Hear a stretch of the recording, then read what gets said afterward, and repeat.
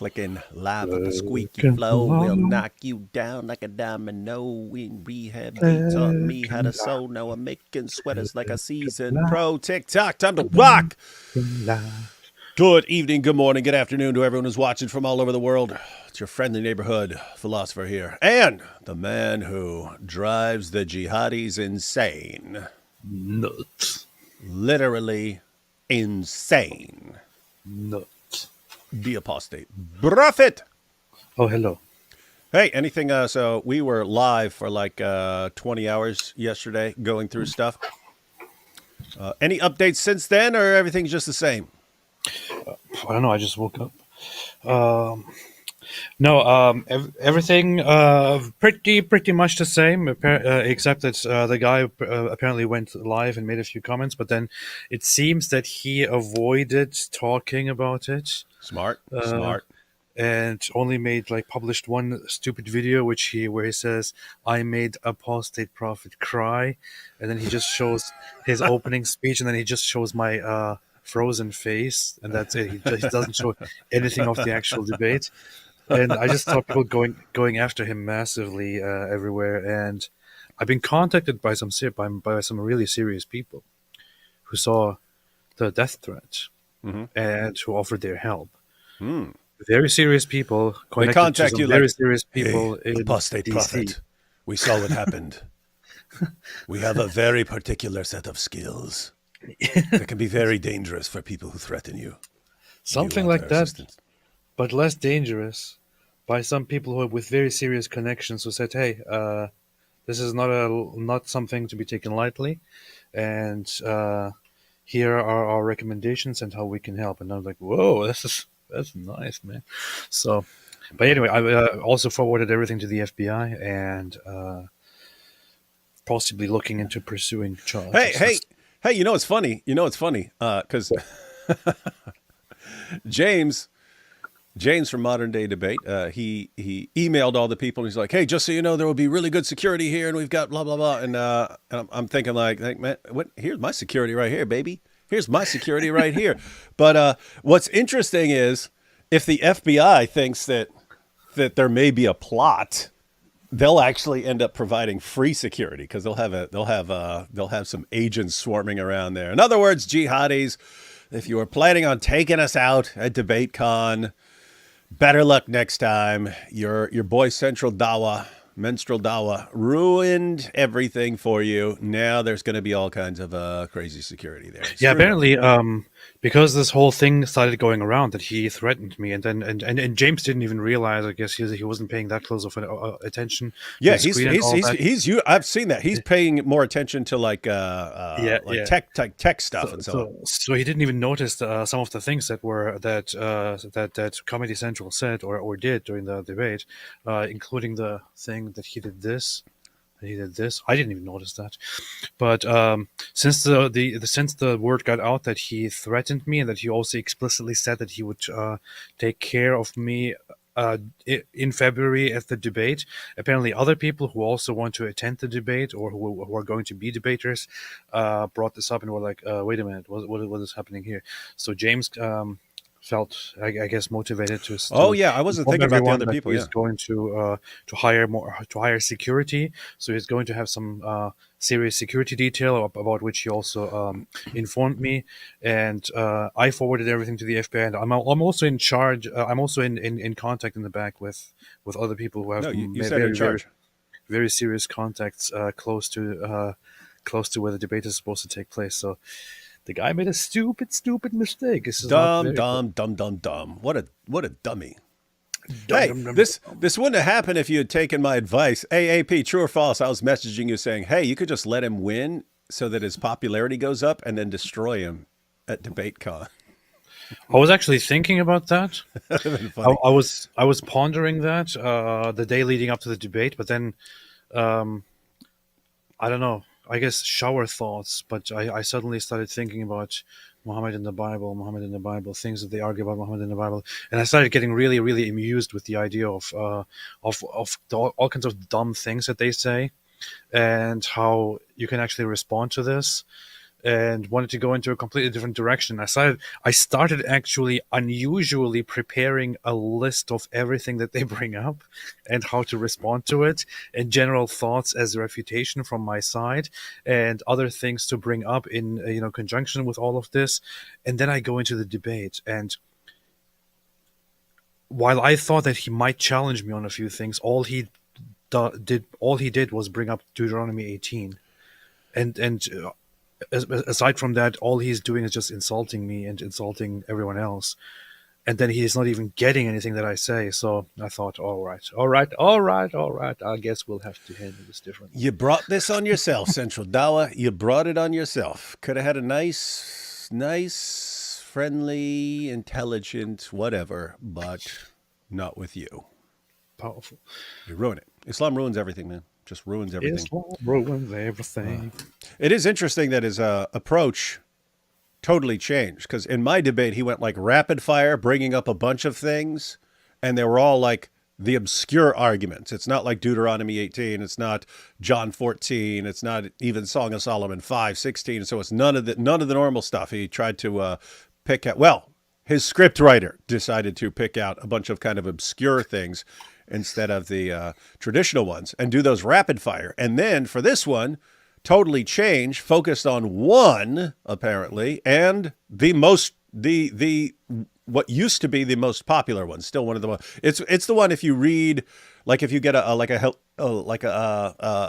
sort of Quran or something like that, study Quran or a Quran with notes, when you read Surah 7:157, it talks about Muhammad in the Bible. They almost always, if it's some sort of study Quran with, a Quran with notes, it says, yes, Deuteronomy 18. They'll say 18:18 or 18:15, and they'll mention for the gospel, John 14:16. And so, yep, went with a classic, gotta love it, and stuck with that and embarrassed himself. It's funny. On the thing now, on the scheduled live stream and on the flyers, basically on the announcements, it is now James changed it so that everyone now has opponents. For our debate, it is just me, and then the other side is empty, and it says to be announced. Oh, that's funny. Did he switch your side to the hero side instead of the villain side? I don't know yet. I only see the stream at this point right now, but. Isn't this amazing? There's there are debates going on, like 2 days of debates on different topics. There is one Muslim debater representing Islam, and that Muslim debater has been cancelled because he made a death threat. Multiple death threats. This is the reputation, the plague of Islam. This is what you get. And then everyone has to ramp up security. Everyone has to ramp up security. By the way, for anyone, because apparently now you've got some other people, some people who are attending, as you pointed out, who are concerned. Hey, wait a minute, what's going to be going on there? Is this a dangerous spot? Just so you know, guys, as long as you stay 10 feet away from me or AP at any given time, you will not be the target of whatever happens. So. Awesome. If we're over here, and you're over here, no one's attacking you. They'll be attacking over here. That's true. With that said, if you want to form a wall of protection around AP, you could do that. Or you could just bring a bunch of L-shaped Qurans. This will protect you as well. You should market those. And wow. Awesome stuff. So guys, we are going to I guess more info will be coming in on Central Dawa's meltdown.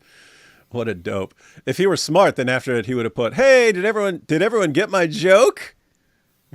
I should have posted that right afterwards. Oh, I can't believe AP didn't get my joke. Should have said that. And then he's trying to save it by saying all he did was just to reaffirm what the Sharia says and so on. It's like no man, it's way too late for that. We have it all on video. There is no way of wiggling yourself out of this. Yeah, guys, that saying he said that your blood is halal. Lots of Muslims, even people like Ali Dawa and so on, who want to execute apostates, There are lots of Muslims who believe you only do that once you're in authority, right? Once you have your Sharia compliant hellhole, that's when you do it. But until then, you don't do it.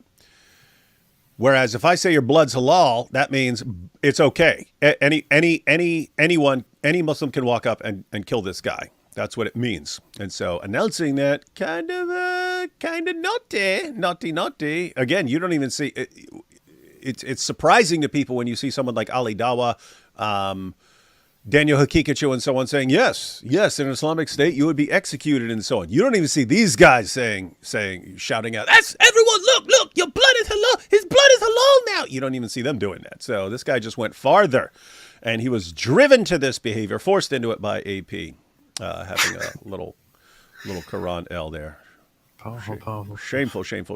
All right, so we're going to be talking about, today we're going to be looking at a short video by Tom Holland, which the video is called, I named the live stream the same thing, but it's Why Hitler Hated Christianity. So we're going to check that out, and then AP will share his thoughts on why Tom Holland is completely wrong and why the Groypers are right to pretend to love Christianity and simultaneously really love Hitler. So we're going to be checking that out. We'll take these first couple super chats. Shout out to Jack Ray for some channel memberships and for this Apologetics Roadshow. Welcome to the Waiting for AP show. It's everyone's favorite show. Hey, we should do that. One day I should not even tell you we're going live, but I'll announce it that we're going live, but I won't tell you. And then I'll just go live and just sit here and wait for 4 hours live with everybody. That's fun. And we'll call it the Waiting for AP show. That would actually be good. How did that get Funny Mustache Man as a guest? How did we get... We told him there were some Jews here. Beautiful looking boys sending my love. Thank you. Where? We're the beautiful looking boys. Movie idea, bar hobo with a shotgun. What do you think? Bar hobo with a shotgun. That's funny. Jack Ray said, if you have a problem, hey, you just told me roughly how old you are, Jack Ray. 'Cause you're probably around my age. If you have a problem, if no one else can help, and if you can find them, maybe you can hire the A-Team. AP, you will never in your entire life know how awesome it was to be a kid in the 80s watching all the awesome shows, the A-Team, Knight Rider, all that stuff. I know what the A-Team is. I got a glimpse of it, but I've never seen a bit of it. No, you might know what it is. You have no idea what it's like being an 8-year-old. I mean, even before that. So you started getting all these awesome shows, Dukes of Hazzard, Incredible Hulk, and then they came out with the A-Team and again, Knight Riders. It was just an awesome time for shows. They knew how to get kids watching by keeping us entertained. Oh, so the FBI will do something helpful. Once in a lifetime opportunity, gentlemen. Hey, the FBI can be very, very good. I have to say, given their interactions with me and AP, they are more on the ball than I was aware of. I thought of them as total dopes. It's more like they pretend to be total dopes so that they can catch people. That's what it seems like.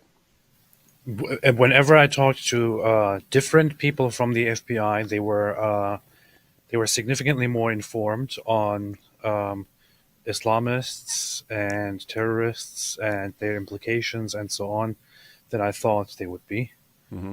And the one time was very funny where one of those guys came to my door and basically said that they have been recently informed that I have been receiving death threats and they wanted to check on me and have a conversation with me. And the guy was like he knows everything about Islamists and Islam. And isn't that interesting, right? You'd think everyone in the government's completely clueless. Yeah. And so, I've said it before, but I got my first glimpse of this when we were live years ago. You're talking 2010 or something. Me, Pastor Joseph, and Sam, and a guy called in the show, because it's a live call-in show. A guy called in and said he's going to kill us. And afterwards, the guys who take the phone calls, afterwards they came out and told us, and they said as soon as that guy hung up, they got a call from Homeland Security, said, give us the callback number on that guy. And it's like, wait, you guys sit here and watch our show looking for troublemakers? That's very interesting. And then, of course, when the FBI shows up at my door one day and tells me about some credible death threats and so on, and how to contact them if anything looks off or something like that. Interesting stuff. So yes, the FBI is more on the ball than people are aware of. Sadly, this stuff, Gabe says, sadly, this stuff is why I carry nowadays. I don't know why that would be sadly, but I have to say, AP posted a pretty mean threat earlier on Twitter. It just said, "Dear jihadists," and him holding a pistol. That's pretty messed up. Very rude. Very, very, very rude. Gotta get some target practice in. Make sure you're a machine and ready. Of course, I can't, Gabe. I'm not allowed to have anything. Hey, AP, remember we were on that gun farm. We were on that gun farm shooting stuff, and I'm not allowed to shoot anything. Remember, I tried to get someone to shoot a Quran out of my hand. Yeah. And no one would do it. Not out of respect for the Quran. They're like, no, we don't play like that. And it's like, what? What are you talking about?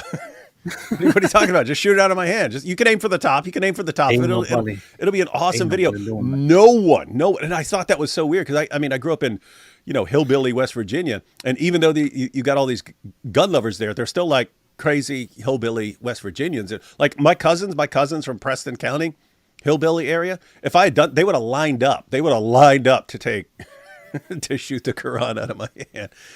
Anyway, fun times, man. Fun times. Yeah. Abraham said, I was watching a doc on SBS. I don't know what that is. Apparently, the number one concern they have in Germany is whether the kebab is Turkish or German. Don't worry about the Islamic invasion. We need to sort out the kebab situation. Yeah, it seems almost everyone worries about the least important things right now. SBS is the Australian service broadcasting. Oh, yeah. Special broadcasting service. Yeah, got to get the kebabs right. AP, in your opinion, who will destroy who? Alex or David? I will just sit there and I will watch them destroy each other, and we'll just we'll be gleeful about it. Gleeful.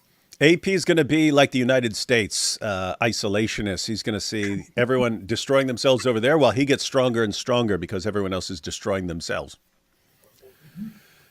Apostate of Allah says, I finished last night's stream today while getting ready for work and cooking dinner. It was long. That's what she said. I laughed so much and so hard. I'm sure people 2 neighborhoods down heard me. That was a fun live stream and one of the longest ever. Let's see. Matthew says, are there Sunan Abi Dawud 203 t-shirts? I think we thought of that before, never actually did it. And just put the eyes or the leather strap of the anus.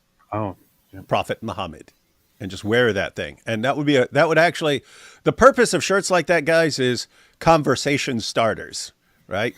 You wear a t-shirt like that, and then you're standing in line at the grocery store or something like that, and people are like, what? What's that? What is the eyes of the leather strap? And that allows you to start talking about Muhammad's awesome. Remember, I had an idea once, which was that we should get the phrase framed, and should have it in the background of a video that we are recording. But we're talking seriously about things, but it's in the background on the wall, and we never ever reference it. We never even talk about it. It's just that would be on. And then people are like, "Hey, what's that?" And you're like, "What? What are you talking about?" We don't know what you're talking about. D Wood, favorite impression for you to do? Trump, Tate, Alex Jones. I'm not terribly used to Trump. I'll have to practice a little bit. But my initial versions, people seem to like. I don't know, probably Ali Dawa, just because it's. I don't know. He sounds like a weird leprechaun or something to me. According to the Quran, a eunuch could have a child. Quran 86:5-7. A man's seed comes from between the backbone and rib cage. Scientific miracles. Yeah, it's funny because people have trouble figuring out what in the world that's talking about. You have Muslim commentaries who say between the backbone and ribs is actually talking about 2 different fluids, one from the man and one from the woman, and that they combine because Islam has it's historically called the 2 semens theory. Men have semen and women have semen, and then they mix together and so on. You see this a bunch in the Muslim sources. You even see it in the Quran. So the idea is, of course, you have the One interpretation that's just talking about the fluid comes from between this in this area, and that's all it's saying. That semen comes from between that area. But you do have Muslim commentary saying no. This is actually talking about two different fluids. And so wild The best stuff. interpretation of that is Nader Ahmed's interpretation, where he just takes a human body and then looks at the human body from the bottom and says, when you look at it like this, then it all makes sense, because then the semen is indeed between the backbone and the ribs. So Yeah, I think that might have been that Quran verse might have been Muhammad asking Diya al-Kalbi, "Hey, Diya al-Kalbi, where's the semen?" And he's like, "Well, from my perspective, like Alexander the Great, from his perspective, the sun was setting in a muddy pool. Well, let me tell you where the semen's setting, buddy." what's funny? I had a debate with Nader Ahmed on Aaron Ross' channel way back in the day, when he used to host these debates, and he hosted a debate about the scientific miracles or scientific mistakes of the Quran. And it was I was debating with Nader Ahmed, and he kept insisting that yes, indeed, it is scientifically true, because if you look at a body from the bottom or the top, then you will see that the semen are between the backbone and ribs. And Aaron Ross, like, with his completely dead serious face, he's like, "Look, I don't want to get involved. I'm the moderator here, but it is not between the backbones and ribs. Stop with this absurdity." Yeah, that's the thing. So Aaron Ra, he doesn't know like even basic philosophy, but he knows biology. He knows biology stuff. So hobo cups. What was you need to change your name to Bar Hobocop. This person you're talking about is merely aware that in the Bible there were prophecies of both the Messiah and Bar Hobo. That's true. And you got to take this because it's from Bar Hobocop. Saying Muhammad is in the Bible in Song of Solomon is like saying Luke Skywalker is in the Bible because there's a chapter named Luke. That is about the extent of it. It's, look, there's a name and it's similar to a word here. AP should debate Robert Spencer on is Momo real? Actually, I've done 2 debates on that. It's actually hard because you don't have any early sources, so it's rough. But it is fun. It is fun. It's fun to have it. I think Momo is real. Mm-hmm. So do I. AP, next debate, you should wear the Quran shirt. Oh, yeah, that's funny. I wasn't even thinking about that. Next debate with Muslims, we should have another 2-on-2, and we both show up in debate. Both show up to the debate in Quran shirts. What is it? Why did Joseph Lockwood here try to copy our tattoo? What is it? Yeah, his is different. His has the dove, but it looks like he got it in the same place. Yeah. Off topic, but have either of you heard of Greg Owen? He does story breakdown, but also goes against Tater Tot and the Brosphere. Hail Pope Apostate. Nope, not familiar with Greg Owen. You familiar with Greg Owen? Haven't heard of him. No. Talk to Robert Spencer about Garland, Texas event. That was a long time ago, man. Good. That was wasn't that where what's her name? Pamela Geller. Pamela Geller. And the others were. And Robert Spencer. Yeah. That was Garland. That was Garland, Texas. Islamicized Me was loosely based on that. Because, and people who followed the entire thing of Islamicized Me know, but Vocab Malone was friends with one of those guys. He was friends with one of those guys. The guy converted to Islam. Vocab was talking to him and stuff, and he saw this guy becoming more and more radical until he goes and does a terrorist attack. So we were... Anyway, that played a role in forming that series, and so the series is loosely based on the idea of the guys converting to Islam, and then short time after that deciding they're going to commit a mass murder and so on. Is 2025 going to be the year of Dawa guys rage quitting debates? What debates? Are they going to be in any debates? You had one guy willing to debate, and he just rage quit in January, so it's not going to be a good year for debating. For them, you know what I love about Dawa? It's like they have this very, very funny attitude.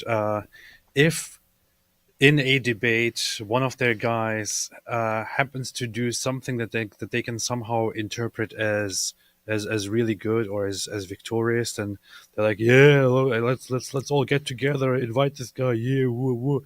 But then when they do embarrassing things like when Daniel Nkikichu completely goes into a debate, completely messes it up, or when Central Dawa here And goes into a debate, and let me tell you about my strap-on pleasure machine. It's like, yeah, what, dude? Shut up. and, Get out of here. and when Central Dawa goes into a debate and then rage quits after threatening, suddenly none of their friends are around. All the other Dawa dudes, despite associating with them publicly, quite often are completely silent about the debate that just happened and completely Yep. ignoring it, acting like it never happened. And it's so pathetic because you had one guy who was willing to debate one. I mean, James is like scouring the world. There are 2 billion Muslims in the world. He's scouring the world trying to find one Muslim who would actually defend Muhammad. Almost impossible. Almost impossible. Gabe says, indeed, I try to go to the range at least once a week. Powerful, powerful. My friends in USA are considering Islam. What do I do? Learn a few things.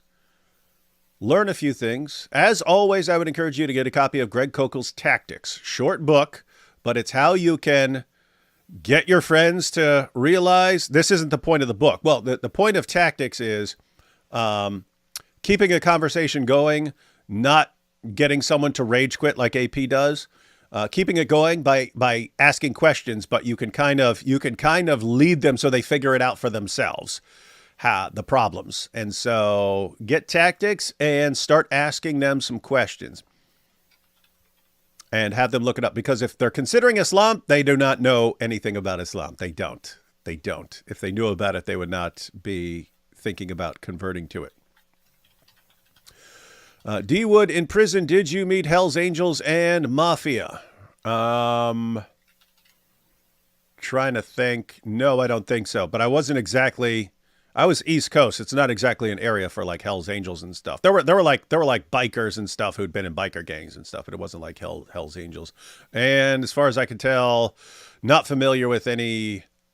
I mean, there would be a guy here or there who claimed to be in the mafia, but you can't tell who's just making stuff up and who's actually legit.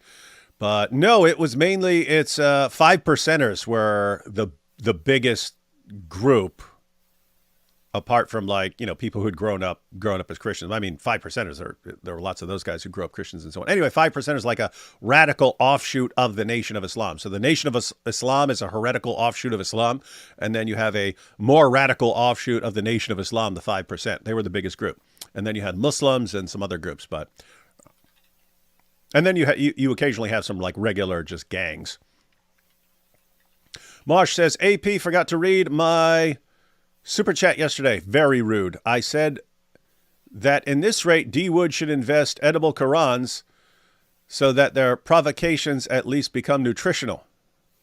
Yeah, because they've got the drinkable Qurans now. You get this little Quran page and you stick it in your water. It dissolves in the water and you drink it. I'm drinking the Quran. It's like, okay, well, we can eat it then. Don't complain. You should be happy if you think the Quran is healthy and so on. So yeah, we'll make it nutritional. David, I think you should seriously appeal your Second Amendment right to be revived. You're admirably decisive and persistent, and I'm sure you can get it done. I am sure that the moment they look at my record, they will say, this guy is a violent psychopath. No. So the only way there would be like a politician that I'm buddies with. So AP, go ahead and run for Congress and become a powerful congressman, and then you can fix that. Done. Why is everyone's except Nadir Ahmed running? It's always everyone except Nadir Ahmed running. D. Wood, because Nadir Ahmed is the only one with courage, because he lacks the common sense to realize how much he sucks at this. D. Wood's favorite Doc Holliday, Val Kilmer, or Dennis Quaid? I like Dennis Quaid's portrayal better. He seemed more realistic, but Doc Holliday had way cooler line. I mean, Val Kilmer had way cooler lines. You don't know what this is about. There were 2 movies based on these guys. I mean, there have been a bunch of movies based on these guys, but there were 2 big ones right around the same time. And 2 different guys played Doc Holliday. Dennis Quaid played him better. What? I know Giant DOC. That's what I know. Okay. I thought you said Johnny Ringo for a second. I was like, oh, you do know what you're talking about. But no, you said Giant DOC. Yeah. Jack Ray says, my dad was born and raised on the east side of Wetzel County, West Virginia, west of Preston. Nice. I almost have Nice. We got the West Virginia West connection Virginia. and the A-Team connection. That's where I was watching it. Petition to rename Mormonism to Latter-day Islam. We should start doing that, Latter-day Islam. David, I remember seeing that episode when they threatened you. Jesus or Muhammad was a major reason I left Islam for Christ, in addition to Robert Spencer's and Nabil's books. That's cool. Yep, that was way back in the day. Allah had 99 names. Muslims discovered Allah's 100th name, Father. So we know his name, all-knowing, is wrong. Now he's back to 99 names. Nice. It's not that You know what? You know what's funny? There were lots of good things during the in this debate yesterday, but there was one moment that apparently people liked a lot, which didn't even wait. You mean drew my Allah, Alus, and attention. Manat? Yes. Okay. Which didn't even get my attention during the debate or even immediately afterwards. But there was one section where he was trying to convince me, or he was trying to make the point that that Muhammad must be the prophet in Deuteronomy 18 because it's talking about your brothers. So he tells me, he says, okay, AP. So here's a question. Answer me this question. If I say I give you this money, and I want you to give this to your brother, and you are Israel. Does this mean that that this money goes to you? And I'm like, no, it would go to my brother, and my brothers are other Israelis. So and he then is completely dumbfounded and turns around and then nervously laughs and tries to change the angle because he just refuted himself. Yeah, that would be stupid. So, AP, if I say give this to your brother, what are you going to do? Did he really expect you to say, oh, it would mean I have to give it to an Arab? What a dope man. Oh, boy. Fox McLeod says, it's not that we had a lot of super chats here at the beginning. I was expecting to go for a couple minutes and then start the video, but okay, we'll go through these. It's not that the FBI is on the ball. It's that you guys are the honeypot for inbred Terrys. All they got to do is sit and wait for these goofballs to reveal themselves. I've said for years, if I were the FBI, I would ask us, I would say, hey guys, we want to use you guys as a trap. We want to use you guys as a trap to catch jihadis. And I'd be like, bet. We'll say, hey, any jihadis who man enough, any 50 of you who want to do something while we're peeing on the Quran, come and show up here. And just do that. And they could just be locking up the jihadis as they're showing up. FBI, if you're watching, we would totally do that in a heartbeat. Totally do that to help you catch jihadis, because guess what? If they're the kinds of guys who would gladly kill us, they would gladly kill someone else as well, and therefore probably good to nab these guys. That's what they do. So you heard it here. Offer stands. AP, you did awesome with Centreal Potato. It was hilarious when you were not answering to his stupidity and just laughing. He was so mad. Love your cross, by the way. Looks like a Catholic one. Thank you. It is a Catholic one. Thank you. Nice. Appreciate that. I noticed that that he was getting really, really, really, really, really badly angry when I would refuse to just answer his questions. So I started playing it even more. If you show me, if you're such a scumbag, and you show me what makes you so easily angry, I will just play toward that. You know? That's hey, you're psychopath level right there. If you're going to be a scumbag, do not let the person you're going up against know what ticks you off, because that's like roadmap. So AP did it with Central Dawa specifically, but it's the same thing we do with Islam generally. Like we know what ticks that thing off, and so we do it more and more. Central Dawa debates are like badly dubbed comedy movie. He is speaking a different language. Nothing matches up. And we're all just there for the laughs. That is a perfect description. Love the guy. But it's funny because you're going to end up with all these TikTok Dawa guys now, and they're all going to be like that. And it's going to be something funny to watch. Central Dawa YouTube live section, last video, 138.20. 138.20. Can't check that now, but I know what you're referring to. What's I think that? that you mean the that's the follow-up stream that he made after he left the debate to cope. During the debate, he said he said some really mean words. He said, yes we do, yes we do consider it like that. We would also, I think he said, piss on you and so on or something like that. I don't know. He just doubled down on his things, on his threats. Oh, wait. No, that timestamp specifically is about you, actually. Oh, That's yeah? about you. You should Oh, yeah. check that out. What do you say about me? He started Yep. insulting you and your wife. My wife? Okay, actually, to be honest, I think it wasn't him. It was his friend who was with him on there. Started insulting us, started insulting me, and insulting you and your wife randomly. Wasn't going after wives like what led to the whole eating the Quran thing? Isn't that what led to it? Yeah. Isn't that weird?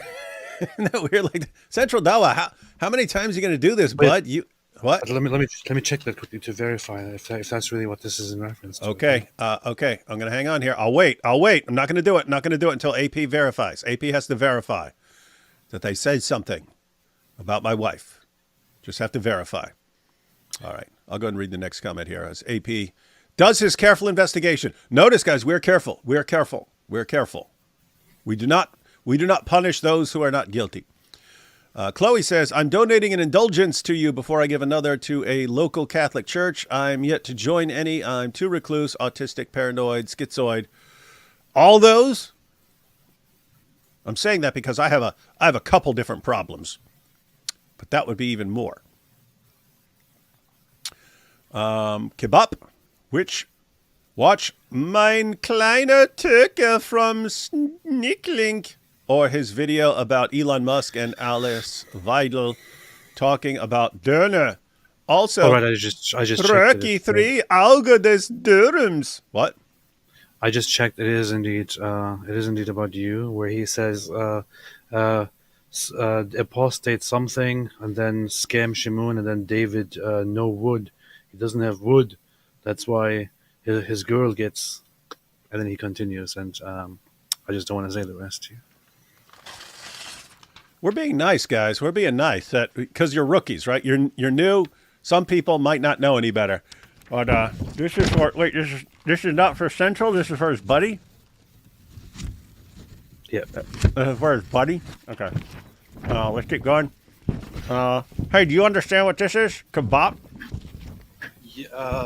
Kebab. Watch Mein kleiner Türke from here. Yes. It's a Turkish kebab. No, we don't like anything Turkish here. Turkey. Has anything good ever come out of there? The Nazi Welt said, Hey, AP, check this out. Had to quickly get my Quran from the ground. Hey, you got NP here. You got NP saying, the Nazis Welt said God is with us. He also, I'm presumably talking about Hitler, banned secular education, believing Christianity was the basis of morality. This is pretty standard. I'm not sure if this is. There are usually two kinds of people who make this argument. One of those are those who are in denial and who want to hold on to the Nazis and say they were good, they believed in Christianity, and the others who are want to link them atheists because they hate them. Yeah, and because they hate Christianity. who hate Christianity and also hate the Nazis and want to connect them. Yes, the Nazis did indeed have God with us on their belts, the soldiers. This is something that they had before the Nazis rose to power, and it is something that they maintained and continued. In fact, this was very, very crucial to how the Nazis treated religion in their Nazi society. They wanted to appeal to the religious population as much as possible to win them over and to get their support, and then slowly take them in and use them from within. I have a book here that just arrived today which is a very well-known book, actually. The Aryan Jesus, Christian Theologians, and the Bible in Nazi Germany, We see what AP reads in his free time. which exposes and explains this in great detail. Hitler's plan and the plan of the main Nazi leadership, including Goebbels, who was Hitler's most trusted and closest guy, had the very, very clear plan of infiltrating and slowly destroying, detaching Christianity from its roots, taking it over, and creating their own form of Christianity, which has nothing to do with traditional Christianity, but which is a new Nazi religion, which they can then use in order to further their racial supremacy and anti-Jewish agenda. This is what they were going for. Any other system that was contrary to what Hitler was going for was not beneficial. Keeping religious rule in place was, for the time being, beneficial. And according to Goebbels, his most trusted guy, according to his authentic diaries, and I can quote them, I have them all marked, the Hitler's goal was to, after the war, tackle and subjugate the churches in order to establish his new Christian religion, which was called Positive Christianity, which would remove everything that is bad from Christianity, meaning everything that is Jewish, everything that is traditional, and turn it into something that is all about power.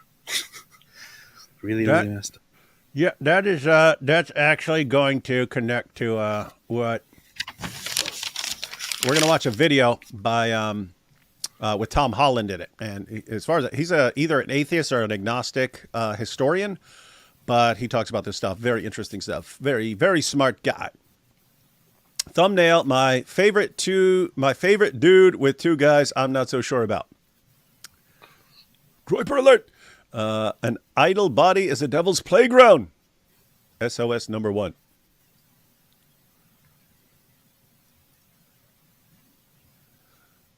I'm not sure what I'm going through what we were talking about and what that could actually be a response to. David, what's your thoughts on Jordan Peterson? I like him. Pretty cool guy. Pretty cool. Central Dawa about to do a debate review in less than 10 minutes. Oh, that's interesting. Biddy's gonna cry. You guys must be so happy down in the States. Trump is making really good and fast policies towards mass and illegal immigration. I have to say I've never had a terrible problem with Mexicans or anything. I understand you gotta worry about people smuggling drugs and things like that, and gangs and so on. But as far as people who crossed the border because they just want to find a job and so on, I understand. If you want to make policies saying, hey, no, you got to do it illegal and stuff like that. I'm just saying it's never been like a priority in my mind. Like, oh no, we have to get these people. Okay, I'm way more concerned about like jihad and terrorism and stuff like that than some guy sneaking across the border and working or something like that. But yeah, they are cracking down real quick, and they are, as far as what I've seen, and they said they're going to do this. I said they're going to prioritize criminals. But yeah, I've seen videos over the past couple of days of them rolling up on people and like, look, you've been charged with 17 crimes over the years since you've been here, and you still haven't been deported. You're being deported right now. Beast. Is Nabil's family doing well? Not sure about his Muslim family. Haven't heard from them. Michelle, yep, she's doing well.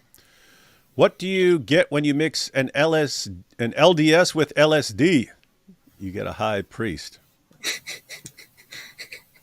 People got jokes. AP humiliated D Wood on X an hour ago. Kufr fight off. What'd you say about me, man? I didn't say anything. Well, it's probably because I posted a gun photo. Oh, yeah. People were saying, hey, poor David. Yeah. It's like you're making fun of me. Central Dawa has review now. He cries. I bet he does. Cry more, cry. Ein Berliner mit Berliner said, Alice Weidel called a mustache guy a leftist. What are your opinions on that? This week on Maischberger, she explained why. I thought I should ask the Turkish expert on this topic. So, what do you think? There's a reason for it. I mean, the Nazi Party stood for a type of socialism. It's not normal socialism, whatever they're calling it. So I Yeah. don't, you know, So the whole thing, the whole sociopolitical approach is generally that the Nazi party and Nazi ideology was leaning on leftist ideas in order to appeal to the workers and the farmers and those most in need for reform in society. So they had socialist approaches in order to appeal to those to the poor masses and all those in order to get their support. It was ultimately not really socialism, but it was kind of a combination of socialism and capitalism and control under the dictatorship of Hitler. It wouldn't be like the state having control over everything. It was the state having control over companies that have control over everything and so on. So insofar, it was kind of a form of socialism. But I know that she called Hitler a leftist. She called him a socialist, which is not really disputable because his party was literally called the National Socialist Party. So, but she also called him a communist, which is a little bit, which goes a little bit too far off. He was not a communist. Communist would be a little bit too different. So he definitely had some leftist aspects. Yeah, that's all I can say. I need to see what else she said about this. I need to see that. But the thing about Hitler is that he just did whatever would get him support and sympathy whenever he needed it. And that was also the justified policy of his party. It was that Hitler is always right. This was literally Nazi policy. The Führer is always right. He knows exactly what he's doing. He knows how to win people over. So let him do his thing. And if he contradicts himself from today to tomorrow, there is a reason to it, and we'll just follow through with it. So he just appealed to any side to gain more and more power. pretty smart. Pretty smart. 1 second. Wanted to check this out. What is this? Really want to tick off Muslims say G block. You know what that means? I think that's some guys keep spamming this whole G block thing. I have no idea what that is. Yeah, anyone know what that means? Nope.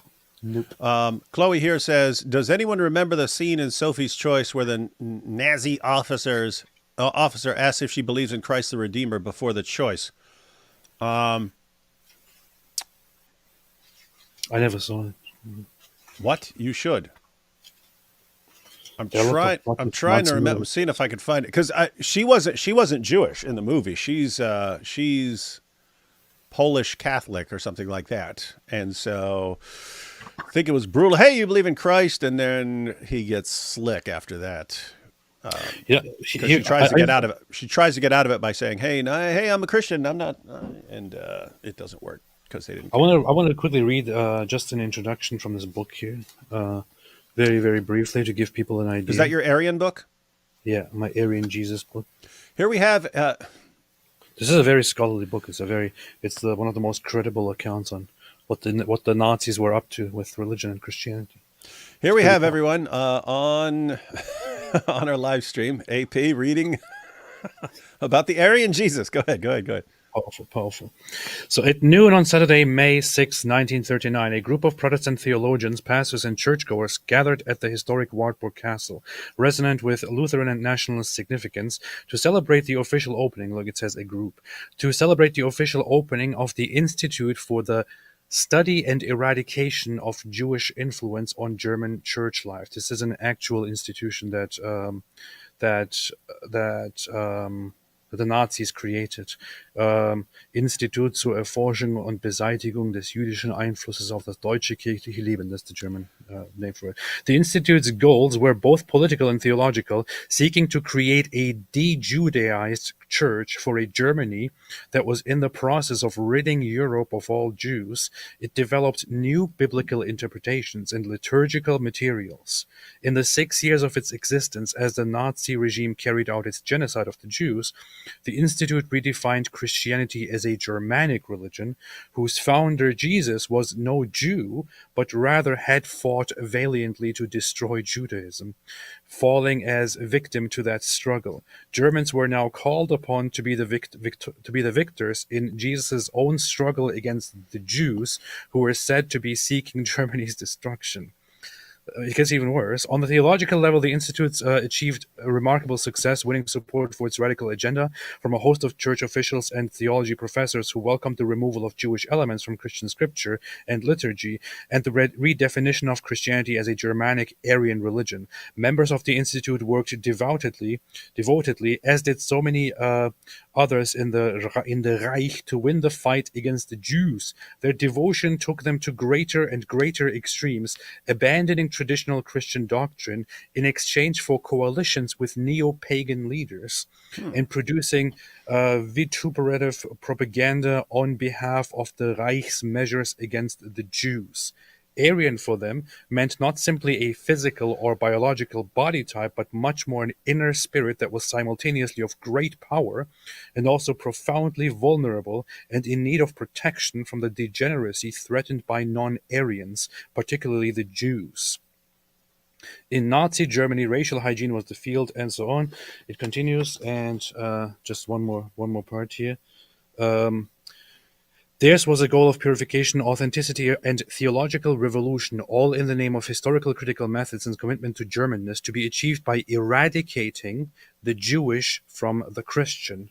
A Christian message tainted by Jewishness could not serve Germans, nor could a Jewish message be the accurate teaching of Jesus. It then continues with the German Christian movement and how this developed in form. But so the main idea here is they take Christianity under the Nazi leadership, and instead of living by Christianity, what they do is they see this as a useful tool that has some good aspects. Jesus is a guy to look up to, but they don't like Jesus as he actually was. They don't like Jesus as he's actually depicted. They don't like Jesus as he actually spoke. They don't like the early church fathers and the apostles and the disciples as they actually lived, and so on. So they want to take this figure and want to change basically everything about them. They want to change everything about the scripture, everything about the figures, everything about the apostles, everything about the fathers, and turn it into their own ideal religion, which at that point has nothing at all to do with what Christianity actually is. And they went to such extremes that they actually started raiding churches later on and taking down any images or icons that contradict their view of Jesus, depicting him, instead of suffering for humanity, depicting him as this heroic figure who is fighting and then being killed by the evil Jews. And they even started removing the Bible. They actually had a process of the German or de-Judaized Bible, as it was called temporarily, where they just like the some of the Gnostic sects, the Marcionites and others, they started getting rid of the Old Testament altogether and only going with the New Testament, and also adding new sections written by the Nazis themselves to the Bible, which was supposed to replace the Bible that they have. So these people were really messed up. They really didn't want Christianity as it is. They wanted to change it. So you're saying the Groypers have it right. And the Germans were big fans. Very, very, very big fans of Everyone Hitler. getting, but you know what? It actually kind of makes sense for them to take that guy as their model, because that's they're doing the same thing, right? It's we want this kind of Jesus to be the champion of our movement of racially segregating everyone, and us being they're doing the same thing. And so of course they would look up to a little mustache guy. But yeah, hey Chloe, I went ahead and looked it up. AP, do you even know what Sophie's Choice is about? Yeah, I do. I just never saw the movie. That's Okay. So yeah, this is I went ahead and looked it up. So she tries to plead as they're bringing her and her she has a son and a daughter, and they're bringing her to the camp. I forget which one, Auschwitz or something like that. Yeah, Auschwitz. And she tries to plead with them saying, "Hey, I'm not a Jew." And so she's a Polish Catholic. And so the German officer says, "So you believe in Christ, the Redeemer?" And she says, "Yes." And the doctor then says, "Did he not say, 'Suffer the little children to come unto me'?" Then he says, "You may keep one of your children." So that leads to Sophie's Choice. He says, "Hey, you're a Christian. I'll let you keep one of your children." And so she has to pick which child, her son or daughter, goes to the oven. And she ends up picking her son after pleading and begging. And it's basically, if you don't pick one, I'm going to kill both of them. So pick one. So she has to pick one. Her daughter's carried off screaming. But then her son dies later anyway. So, but yep, rough stuff. What percentage of you is goat? Always eating the Quran. Love you guys. Keep it up. We'll try. See, we only eat the Quran in response to other people crossing lines, but they're habitual line crossers, so we just end up doing it. And AP saw his script backstage. Ha ha ha ha. You saw his script. As long as you say that Christ is the Word of God and Spirit, why do you accuse us of being hederiest? Thus we respond to Muslims by calling them mutilators of God. I think that's a quote. Isn't that a quote? As far as the mutilators of God, was that John of Damascus? I'm trying to think. Dawa guys have really degenerated Shabir Ali. Shabir Ali was wrong, but at least civil compared to Ali Dawa and these other jokers. Yes, that's the situation they're now in. And people like Shabir were significantly, massively more intelligent. Now you've got a button. Now you've. That's what I mean. It's like, look at the trajectory. Said this yesterday. If the trajectory continues, so you used to have Shabir Ali and Jamal Badawi and these kinds of guys, and then you end up with Hijab and Ali Dawa and these kinds of guys, and now you've got Central Dawa and like TikTok guys and Lily J. Lily J. That's who you got. I don't think I've ever seen super chats come in this fast to where there's this many before we even get to the topic. I might have to do a couple more and we'll have to jump into this video. I forgot that I made a community community post challenging Lily J to a debate. Did you? Hey, dude, you might want to, hey, seriously, you might want to put out a short video saying, hey, I was supposed to debate Central Dawa, but he had a complete meltdown after one debate. So, hey, Muhammad Hijab, because here's what I find amazing. Your average Dawa fan thinks we're running from these guys and not that they refuse to debate this stuff. I mean, think every Dawa guy, if they really believed in Muhammad, that they could prove Muhammad, why wouldn't they just keep challenging us? Yes, let's debate Muhammad. We'll show you that Muhammad. They won't go near Muhammad. They won't touch him with a 1,000-foot pole in debate. They're terrified. Yeah, I wouldn't either because the guy's covered in semen. It's nasty. But so your average Dawa fan thinks everyone's scared of these guys when in reality, so you should put out a video and say, I challenge Zakir Naik, Muhammad Hijab, Ali Dawa, Sheikh Uthman, any of these guys. Go down the list of every Dawa guy you can come up with to show up and debate me on, was Muhammad a true prophet? And tell the real target group, the real target audience of the video is their fans, and say, of course you're not going to do it. I don't believe you'll do it. But I want all of you fans out there, all you Dawa fans, to look at this. I'm giving them an open invitation to come and destroy and humiliate me and to show the entire world and all the audience and all the atheists and all the Christians, everyone, that Muhammad's a true prophet. Is any one of these guys going to step up? Answer, no. 0% chance. I could do this right here, and people could just clip it. I could just say, I challenge to debate me on this topic. The primary 3 people that I challenge to debate me on this topic are Lily J, Mohammed Hijab, and Sheikh Uthman. What about Zakir Naik? Would you debate him? He's too low. Not good enough. Yeah, he's fallen out. Even Muslims don't pay attention to him anymore. Yeah. The Meek the Mild says it's oddly satisfying to see a page of the Quran slowly disappear while you chew it. I know that. I know what I'm about. I know what I'm about. The Meek and the Mild. Apostate Perfect. Read Dominion by Tom Holland. I think I have it somewhere, and I actually partly read it, but I never read it through. So Yeah, we're going to be watching a video by Tom Holland here. The only plausible mention of Muhammad in the Bible is the title of the prophet Daniel. Example, Daniel 10-11, who had revelations from the angel Gabriel. Islam plagiarized this for their fake prophet. They definitely plagiarized quite a bit. 8 days ago, Majid Nawaz was on Winston Marshall defending the Quran against the gangs. Could you comment?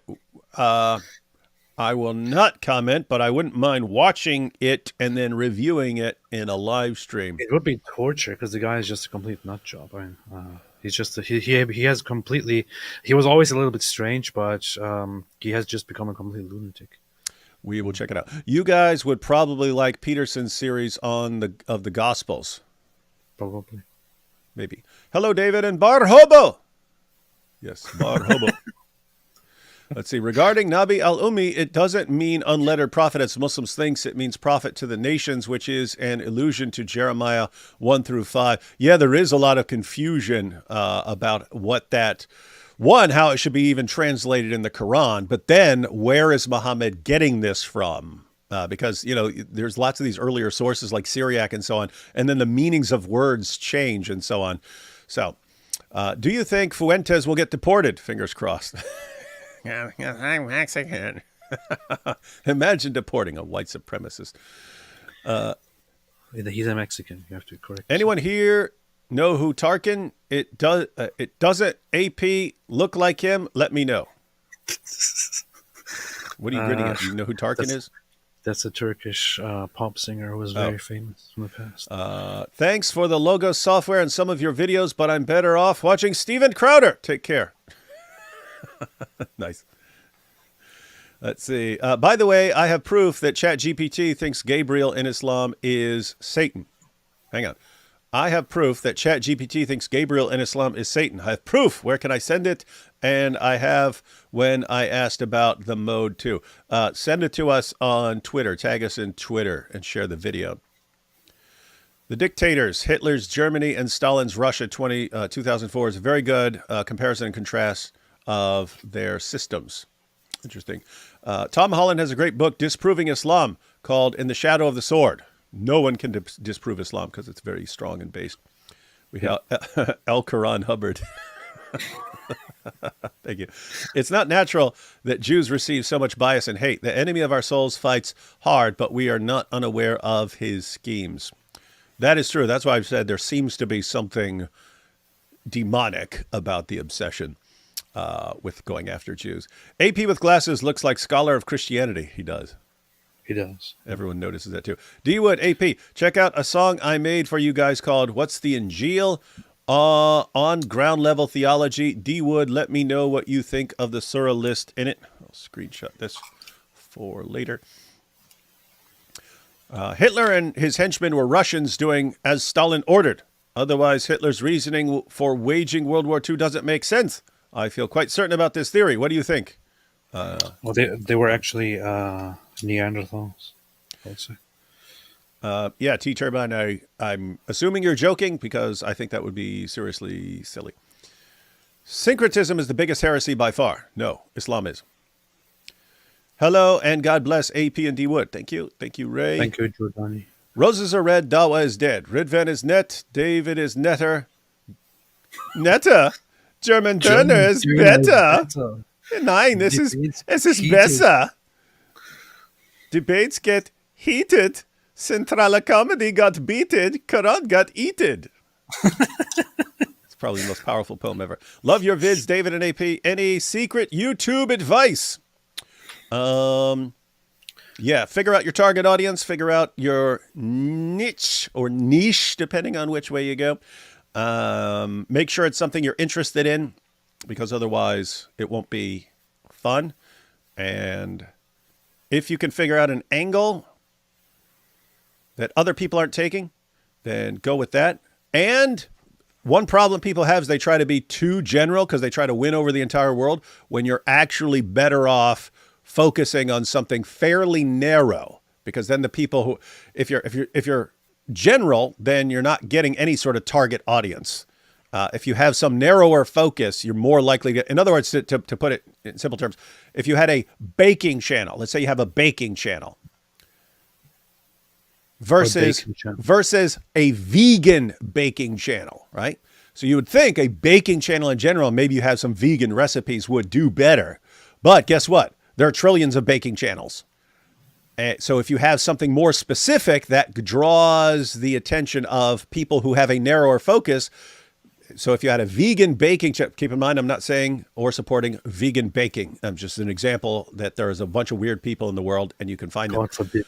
Yeah, if you have a vegan baking channel, then all the people who aren't interested in most of the recipes on the general baking channels will go to your channel. In other words, there's enough vegans on the planet who want to bake things that you could actually get a better following on a narrower topic than on the broader topic. So in other words, there's lots of competition out there. If you find something more like a narrower area to deal with, you can actually find all the people in the world who are interested in that specifically and not interested necessarily in all the other stuff on the more general channels. Apart from that, you don't need to reinvent everything as you go along. There are lots of YouTube channels out there that explain all the basics and so on. And so watch a ton of tutorials and so on. Anyone interested in this needs to listen to the Rest in History podcast, Holland co-hosting series on the Nazi rise to power. Absolutely fascinating. I am interested in that, and I will check that out. I like this Tom Holland guy. He's super cool and based. Maybe collab with Tick History later when talking about Hitler, World War II, and relevant histories are right up his alley. Yes, and you must talk to Nick Fuentes, who will educate you. No, just kidding. No, Tick History is actually a good. Yeah, it's a. Yeah. Alham to Allah. Gabar. Do we know it was Muhammad's semen on him? No, we don't. We don't have any. Yeah, proof. you know he's covered in semen. We know he had lots of private meetings with Dihya al-Kalbi, claiming that he was the angel Gabriel, and that's what we know. So draw your own. It could be his camel. It could be a goat. It could be Dihya. goat. It could be somebody else. It could be We don't himself. know. We don't. I second Tick History on National Socialism, etc. I mean, at all. Yeah, I will check it out. Kebab is Middle Eastern, not Muslim. I'm a Syrian Christian, and I make bacon kebabs with chicken. I call them haram kebabs. That sounds delicious. I'll try some haram kebabs. AP, you need to add minstrel dawa saying, "We condemn Allah" to your soundboard. Maybe combine it with Peterson's, "I don't buy your Allah." That'd be good. There's You so might wanna much in check that that video that I need to. Yeah, conference. it sounds like there's going to be like a trillion clips to draw from that. Your Twitter, and don't judge the writing. Just look up the Apostate Prophet on Twitter, if you look up my channel is at Act17 David, I think, like that. But if you just look up David Wood, I'll pop up. What are your Twitter names? Oh yeah, I'm Dr. David Wood. I put the doctor in there specifically. I put the doctor. I just normally went by David Wood or Act 17. I put the doctor in there back when I was getting banned. I was like, I wonder if they'll be less likely to block me if I sound fancier. So I just put it in there. I mean, keep in mind, I do have a PhD and stuff like that, but I normally don't. I didn't end up going after I got it. I didn't end up going in the academic route. So I don't usually call myself doctor and so on. But I did there just to keep from getting blocked. But yeah, then Elon took over, so I don't even need it anymore. You should be one of those people who are like, whenever somebody refers to you with just by your name, you're like, Dr. David Wood. Please. Yeah. Dr. David Wood. I'll do that on a plane once. Oh no, this guy fell over. Is anyone a doctor? I'm a doctor. I'll take care of this guy. Eating Quran pages, I'd worry about the ink could have cadmium or something nasty in it. There are other ways to desecrate. Of course there are. But if you think we deal with jihadis on a regular basis, you think we're scared of a little bit of cadmium? Come on. AP, please don't insult Neanderthals like that. Good point. Central said, a thorn in AP's side like with Paul. Please read 2 Corinthians 12:7 to see who the thorn was from.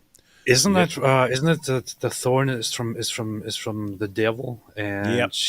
he asks for the thorn to be removed, but the thorn is not removed because the grace of God is enough, and so on. Yeah. Isn't that what the reference is?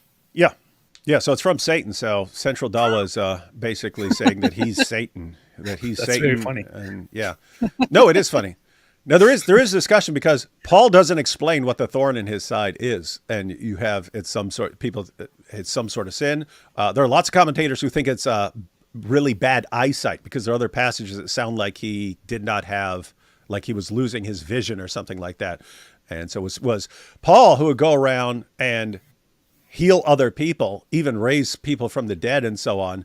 And so he gets to where he's got a problem and he's praying, hey, can you take care of this? And no, not happening.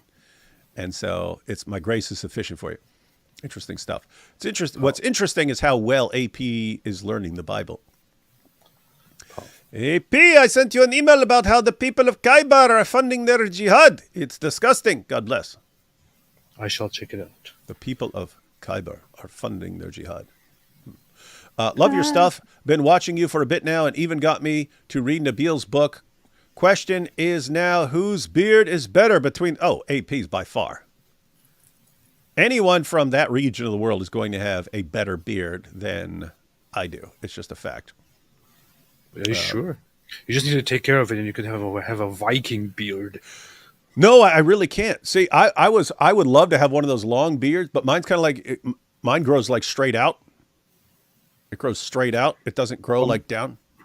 Mine doesn't work well either because it becomes very thin and weird and irregular, and then just gets like kind of strange. Yeah, and it's not even like parts of it grow faster than other parts and everything. So I just keep it try to keep it nice and short, and I can't even. Yeah. and I have to and the reason for having a beard is because you have all these Dawa guys that we deal with who are attracted to guys without beards because they don't think it's gay if they're attracted to a guy without a beard. But they think it's gay if you're attracted to a guy with a beard. So Powerful. that's weird. Now, if you ask Are we about gonna watch Nabil, this now, Spider-Man movie or if you, she was asking about Nabil. If you're including Nabil, I mean, Griffin there was including Nabil. If you're including Nabil, Nabil had the best beard. Nabil could grow. You grow a beard really fast. Nabil could grow a beard in like 3 or 4 days, and I'd be like, gosh, man. And Nabil also, people don't know this. Nabil also, there was no break in his hair from his head down, right? Like he has his hair and it goes straight down into his beard. His hair goes right down his neck, onto his chest, down his belly, all the way down his legs, all the way to his toes. It was nonstop. I know because we shared a hotel room many times, and every time he took a shower, there was like a carpet in there. There's like a carpet inside the shower and outside the shower of disgusting hair. And I've mentioned this once or twice before, but he called in a favor on his wedding day and said, hey, I got clippers. Can you shave my back? And I'm like, I'm not shaving your back, man. What the heck is wrong with you? He's like, it's my wedding day, man. It's my wedding day. I was like, oh, okay, fine. Give me the clippers. I actually shaved his back. He didn't want his wife to know how horribly hairy he is. Turns out, though, and I don't even know if he should be sharing this, but he told me later, he's like, oh, no, it turns out she likes super hairy dudes. She calls me her hairy man beast. And I'm like, oh, well, that's good. Good to know, man. Fun times. See that, guys? You're getting all the stuff that you didn't read in Seeking Allah, Finding Jesus. We're supposed to be watching are we watching the Spider-Man movie? What are we doing? Yeah, we're about to. We're finally at the end. We got these last two. This is, my goodness, this has been a bunch of super chats before we ever got to a topic. I don't think I've ever had this many this quickly. But AP asking permission to use your AI music, please. Granted. You have been granted the permission. So if anyone objects, you can say you can refer them to this clip. Muslims are bootleg rabbinic Jews, the OGs of syncretism. Is that true, AP? No. It's not. AP says that's not true. So nice try. Better luck next time. Nabil sounds a lot like Dihya Al-Kalbi. As far as his looks, no. I think Dihya Al-Kalbi would have probably been one of these like kind of boy looking guys. He was known for showing up, and he's like the handsomest guy in town. Now Nabil was a very handsome guy and so on, but I don't know, when I'm picturing Dihya Al-Kalbi, I'm not picturing like hairy dude.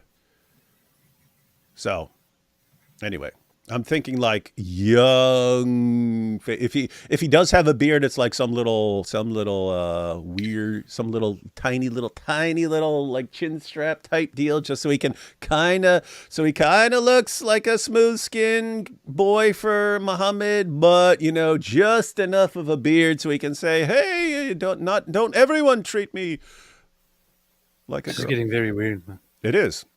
This- So anyway. I think we should watch the movie. We're here. We finally got through them. Thank you for all of the super chats, everyone. That was tons of them, and that was fun, and a bunch of fun.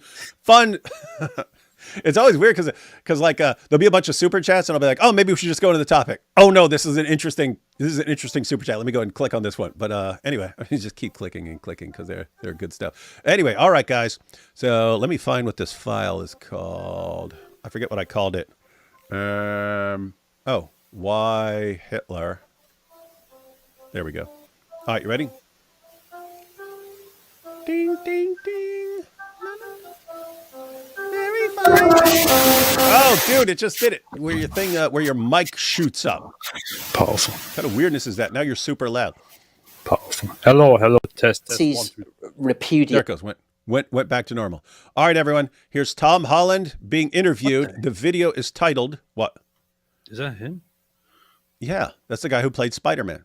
He looks very different from how he is in movies, man.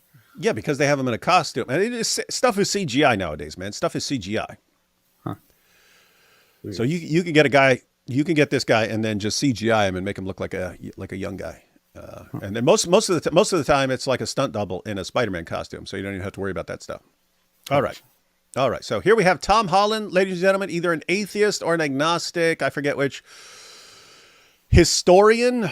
He wrote the book Dominion, which is about Christianity's impact on the world. Very different from what he wrote about Islam. But here's him commenting on why the Germans, Hitler in particular, did not like Christianity. Hated it, in fact. But here we go. Here's a historian. So notice we're not going to Nick Fuentes or Candace Owens to get our history. Those are the real historians. We're going to the fake ones. Yes, we go to the fake one. The Nazis repudiated two of the fundamental values that Christianity has always enshrined, and one of them you just touched on, the idea that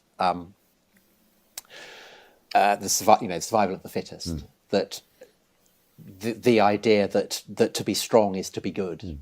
It's kind of fairly fundamental idea, say for the Greeks. I mean, they kind of conflated, the good beauty and a goodness and strength. This it was to be a good person. Is that correct, AP? Mm-hmm.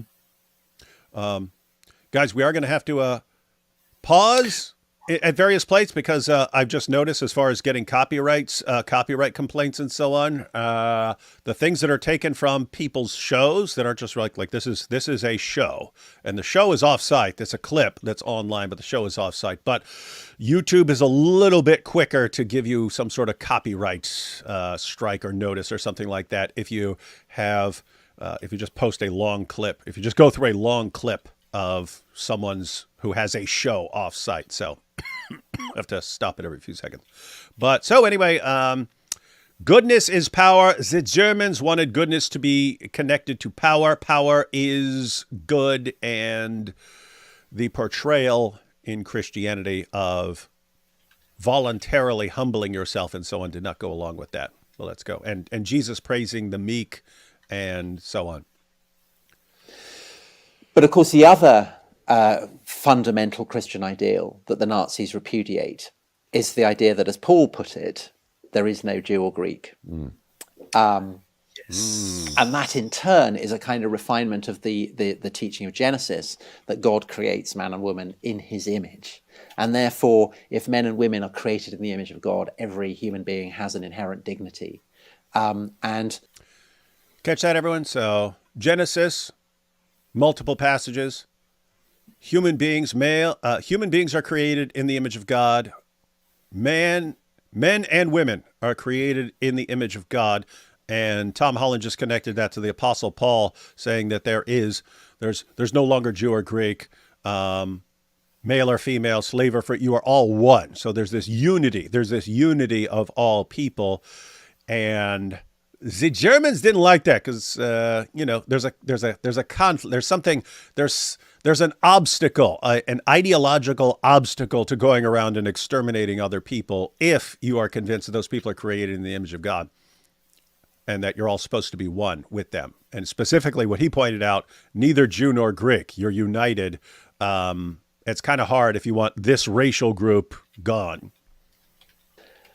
This is an idea that over the course of the Middle Ages kind of feeds into the idea that human beings have rights. That if, and this is something that that churchmen and lawyers in the 12th century start to extrapolate from the gospel teachings. If Christ is saying to the wealthy, you have a duty to feed the hungry and to clothe those who have no clothes and to give shelter to those who are homeless, then it follows that the hungry have a right to food, and those without clothes have a right to clothes, and those who don't have a home have a right to a home. And so you start to get the idea that human beings have inherent rights. You're a mutant. Shame on you. This is interesting because now when people hear, hey, you rich people, and communists and socialists use this. Communists and socialists use this, right? That Jesus is telling, hey, if you have stuff, you should help out people who don't have stuff. And they say, hey, you see, that's exactly what communism and socialism are. Very different. It's very different saying to a wealthy person, you should do what you can to help people who are hungry or who can't afford things. You should try and help. Very different from the government taking your stuff and redistributing it, right? Those are two completely different systems. I don't want the government taking my stuff and then redistributing it to people. I do think it's good for people who are more fortunate to help those who are less fortunate, which would be the biblical idea. But he's talking about how these things and actually concern for other people leads to the idea of rights for everyone. And these are ideas that secularized feed into the American Revolution, into the French Revolution, into United Nations. It's a very, very profound idea that today, for lots of people who believe in human rights, they tend to kind of assume that they are imminent. But in the long run, when you look at it in the kind of historical perspective, to believe in human rights requires just as much a leap of faith as believing that the Lord Jesus Christ rose on the third day and ascended into heaven. Whoa! Did you catch that, AP? I don't know if you were looking at something or pulling something up. That's huge, guy. I want to make a video about that. Yeah, repeat that. We're going to repeat that. So, guys, he just said two things. He said two things, and Jordan Peterson has pointed this out as well. The idea that all human beings are well, we wouldn't even say created nowadays for lots of atheists and so on, but the idea that all human beings have rights and so on. This idea goes back to an idea about human beings being created in the image of God and so on, and this basically works its way through Western civilization until it becomes completely normal. And he's about to go on and talk about how we encounter other cultures, and it's like shocking to us now to find out that not everyone believes in these same things, this idea of rights.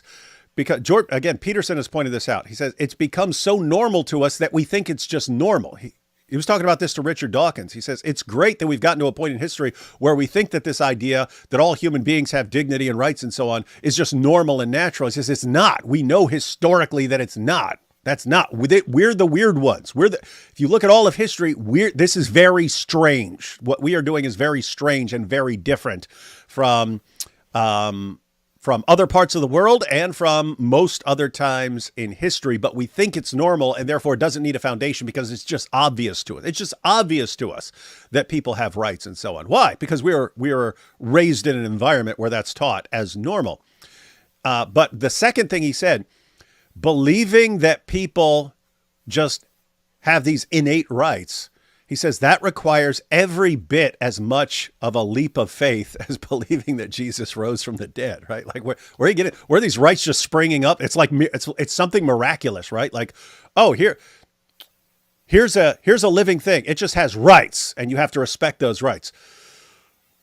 Where are you getting that from? I mean, think of like a couple of lions fighting with a bunch of hyenas or something like that. And they're killing each other. Where's the concept of rights? Like we even have a concept of animal rights that animals should be respected. Where are you getting that? Like just from nature? You're not. It just doesn't spontaneously arise. You have to get that idea from somewhere. And he's saying it's a leap of faith. In other words, if you're an atheist and you don't believe we're creating the image of God and so on, like where are these rights coming from? Where every human being has this just inherent dignity and worth and so on, and therefore has certain rights. Where's that coming from? You can't defend it from your position. You have to say why. Why do you have this? And if you just say, well, but we just know by magic. Okay, it's like saying you just know God exists, or you just know that Jesus rose from the dead or something. So anyway, let me back that up because that's pretty good. It's pretty dope and based. Super based. Inherent rights. And these are ideas that secularized feed into the American Revolution, into the French Revolution, into the United Nations. It's a very, very profound idea that today, for lots of people who believe in human rights, they tend to kind of assume that they are imminent. But in the long run, when you look at it in the kind of historical perspective, to believe in human rights requires just as much a leap of faith as believing that the Lord Jesus Christ rose on the third day and ascended into heaven. This is very, very. This sounds very, very much, and this is. I think this is very much a foundation of his book, or one of the foundations of his book, Dominion, as far as I understand it. But this sounds very, very familiar to, or very similar to, what we recently talked about when you, for example, mentioned A.P. Chesterton's view on the development of moral. Did you do that on purpose? That's messed up. Yes. A.P. Chesterton. When you mentioned G.K. Chesterton's view on, or his explanation of morality and the adoption of Christian morals and their corruption and erosion, but their ironic use and so on, it is quite incredible how you have the religious ideas that come from Christianity as a foundation, as a basis for morality. You have them teaching you these morals and teaching you what is good and what is wrong, or what is bad, teaching you what is right and what is wrong, teaching you the whole inherent value of a human being. But as people go further into the future and secularize themselves and detach themselves from the religion itself, they still hold on to those values without realizing that they got those values themselves from the very religion and the tradition that they are trying to detach themselves from. It's pretty based. Yep. And the comment here, the UN, lol, because now we're looking at the UN being like, what are you talking about, this garbage system? That's the UN is actually a perfect example of what's going on here, right? He says, hey, you have in Western society, influenced by certain teachings from the Bible that filter their way through society, that human beings are this certain kind of thing. And this causes people to say, hey, even people in other parts of the world, in other countries and so on, who disagree with this, they have rights too. And we should be interested in helping them and all working together with them as well. And so we'll form something like the United Nations. And we think everyone's on the same page. And we don't realize some of the people that you just brought in have very, very different views. And there are other people who don't believe in these kinds of rights, who don't believe in that, who will see the UN as something to take advantage of, right? Aha, these people think that we're all on the same side and we all are going to work together. No, we will take advantage of their good intentions and them thinking that we're all on the same page. We'll use that to get what we want. And then what happens? Then you have people who use the United Nations for something else, and it becomes something totally corrupt. What happened? you had a good idea. You had a good idea based on certain values, but and AP, this goes back to what we were just talking about with the G.K. Chesterton, where if you do not have, if you have these virtues and they're not all connected, so that they're all relevant, then something like the tolerance side of the tolerance virtue becomes detached from actual, like, wisdom. If you had those together, then you'd have something like the United Nations, but you would have the wisdom side fully functioning, and you say, wait a minute, we understand, even though we have good intentions here, there are other people who will use this to their advantage and take advantage of this to corrupt the entire system and to ruin it and to completely ruin what could be a good thing. Therefore, we need to be on guard with that. It's the same. Everyone's doing the same thing, right? You have ideas that work into a society like Great Britain, and you have this idea we should try to help other people, and that human beings are worth helping, and so on. But they won't. It'll become detached from the basic common sense and wisdom of, hey, maybe these guys in, let's say, Pakistan, who think they can just walk up to any random Christian and take her. Maybe we don't need to bring in a ton of these guys and give them open access to 12-year-old girls, because they might take advantage of our hospitality and so on. So anyway, he's completely correct, and he's going into the idea that we get these values and we cherish these values until they become completely normal, and we have a problem because then we're confronted by people who don't have these same values, and we don't know what to do because we think these are just normal. We think they're normal, and they're not. They're not normal for people. We have something special, and you because you make the mistake of thinking everyone has the exact same values, you keep making the same dumb mistakes, and there are people who want to completely destroy that. Why? Because if you're thinking in spiritual terms, we are created in the image of God, and we have something special. And the goal of the dark forces of the world, the satanic and demonic forces, is to degrade the image of God. And so what do you want? The dark forces of the world want to destroy this, because you're degrading the image of God if you destroy the concept of inalienable human rights and so on. There's something. There's something that I kind of thought about many years ago. It's kind of funny. I remember going for a walk together, and with my wife, and thinking about something very odd. From a very secular perspective, I was thinking about the commandment of not taking the Lord's name in vain, and at that time, kind of trying to make sense of it. And what I thought about at that time, and then further later understood as I kind of started studying this a little bit, was that that even from a secular perspective, even if you do not believe in the historicity of the scripture, in the scripture itself, in the existence of God, in the supernatural, whatever it is, even if you don't believe in those things, just analyzing it from a secular perspective, from a neutral perspective, whatever it is, it's kind of interesting to look at Judaism and to look at the commandment not to take the Lord's name in vain, and to look at how Jews kind of developed this habit and this tradition of not mentioning God's name at all, out of fear that they might misuse it, out of such deep respect. And I kind of started thinking about it like the Ten Commandments, or God, would be in their case, in their society, kind of the foundation of their entire society. It's like the Constitution. It's like what keeps them together.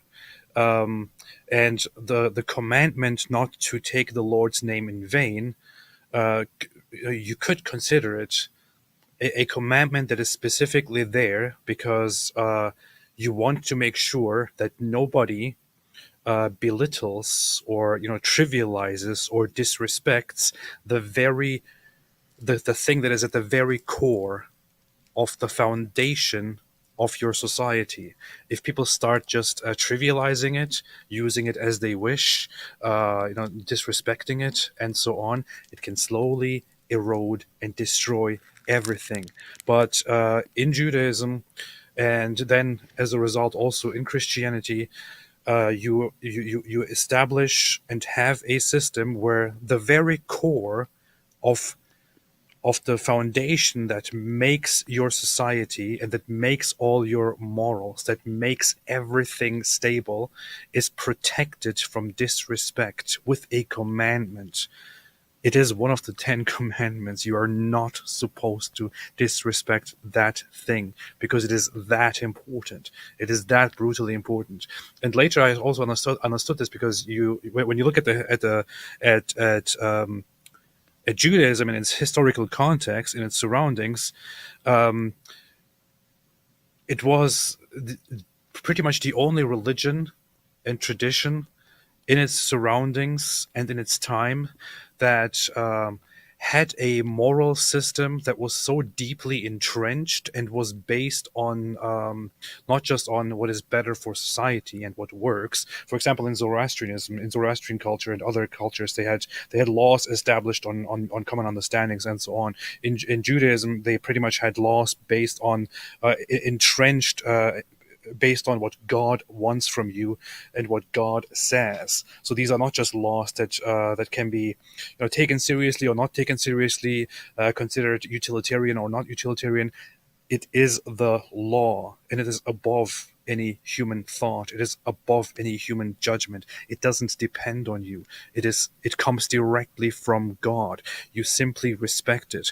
It is one of the very, very few religions and traditions, or possibly even the only one in its environment and time, that actually has such firmly and deeply entrenched fundamental laws that still apply to this day, that also are the foundation of Christian morality, and that have brought us to where we are today in the year 2025 in a Christian society.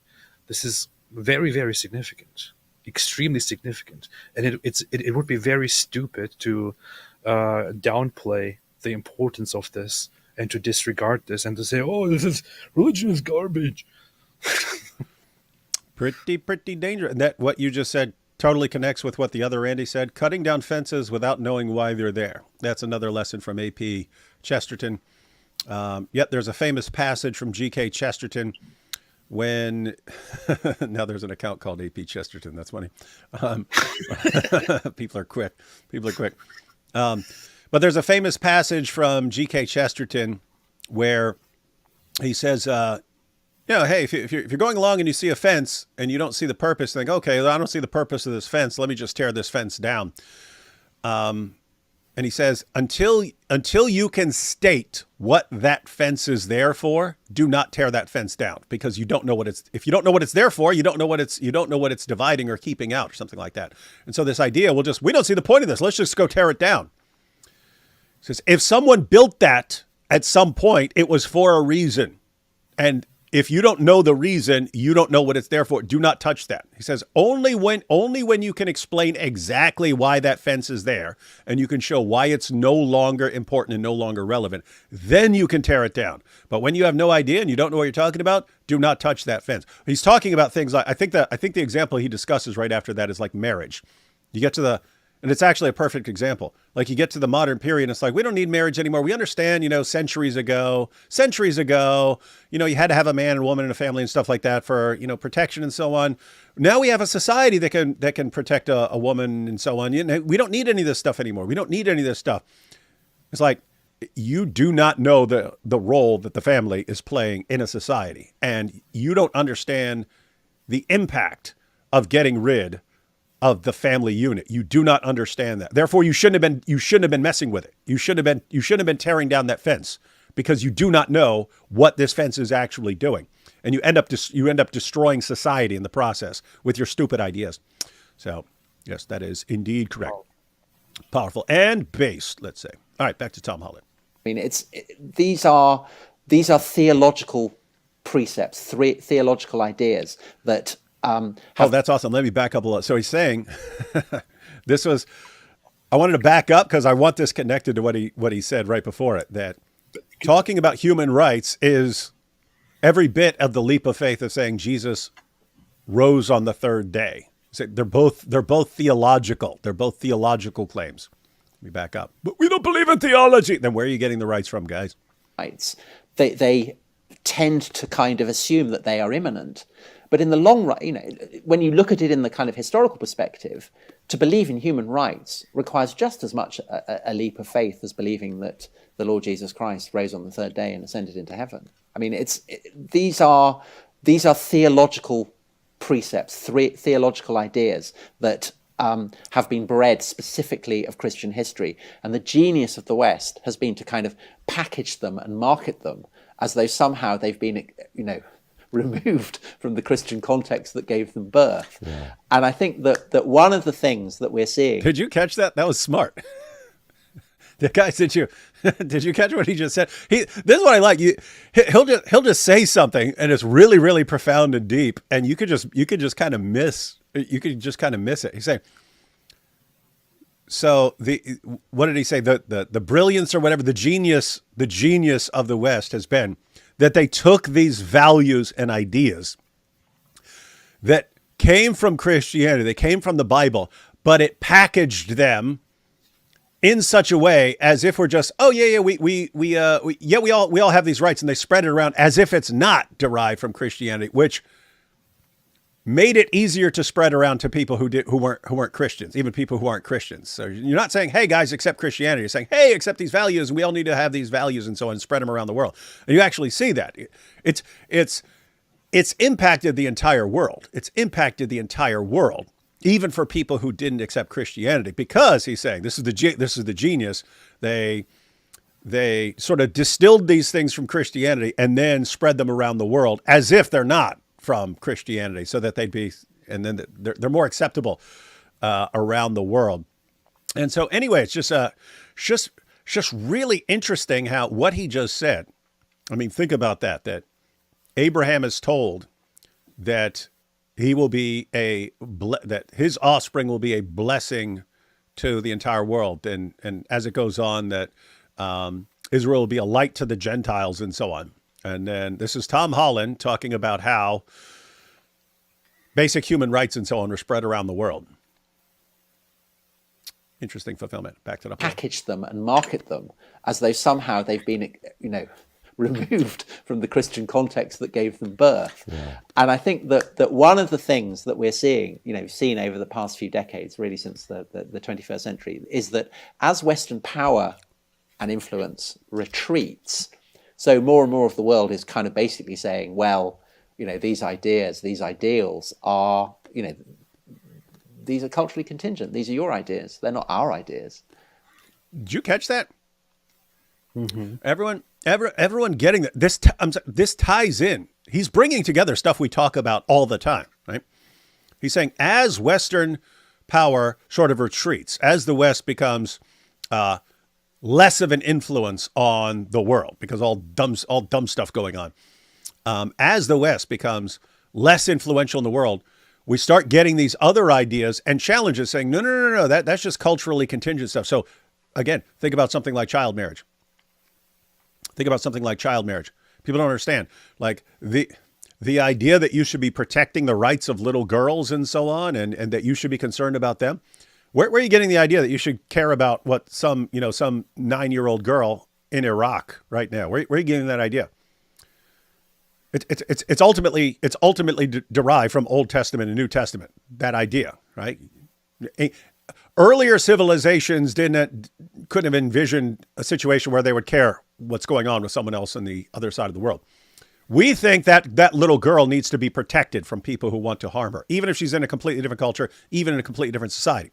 What you had was, at its sort of peak of influence, the United States and other Western nations sort of compelled other nations to end slavery, to protect the rights of little girls and so on. So what happened? They make laws against slavery.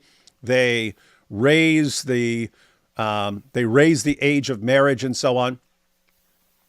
And then as the West becomes less influential or weaker, or other people start smelling weakness in the air, and I don't think these guys are actually going to stop us from doing this stuff anymore. What happens? You just saw it in Iraq. 18 was the age. Boom, 9. As long as your religion says it's okay to marry a 9-year-old. So it's actually going. What he just said is actually happening. It's actually happening in the world as people no longer feel compelled by the West to have these values and to defend these people's sort of innate rights. Now you're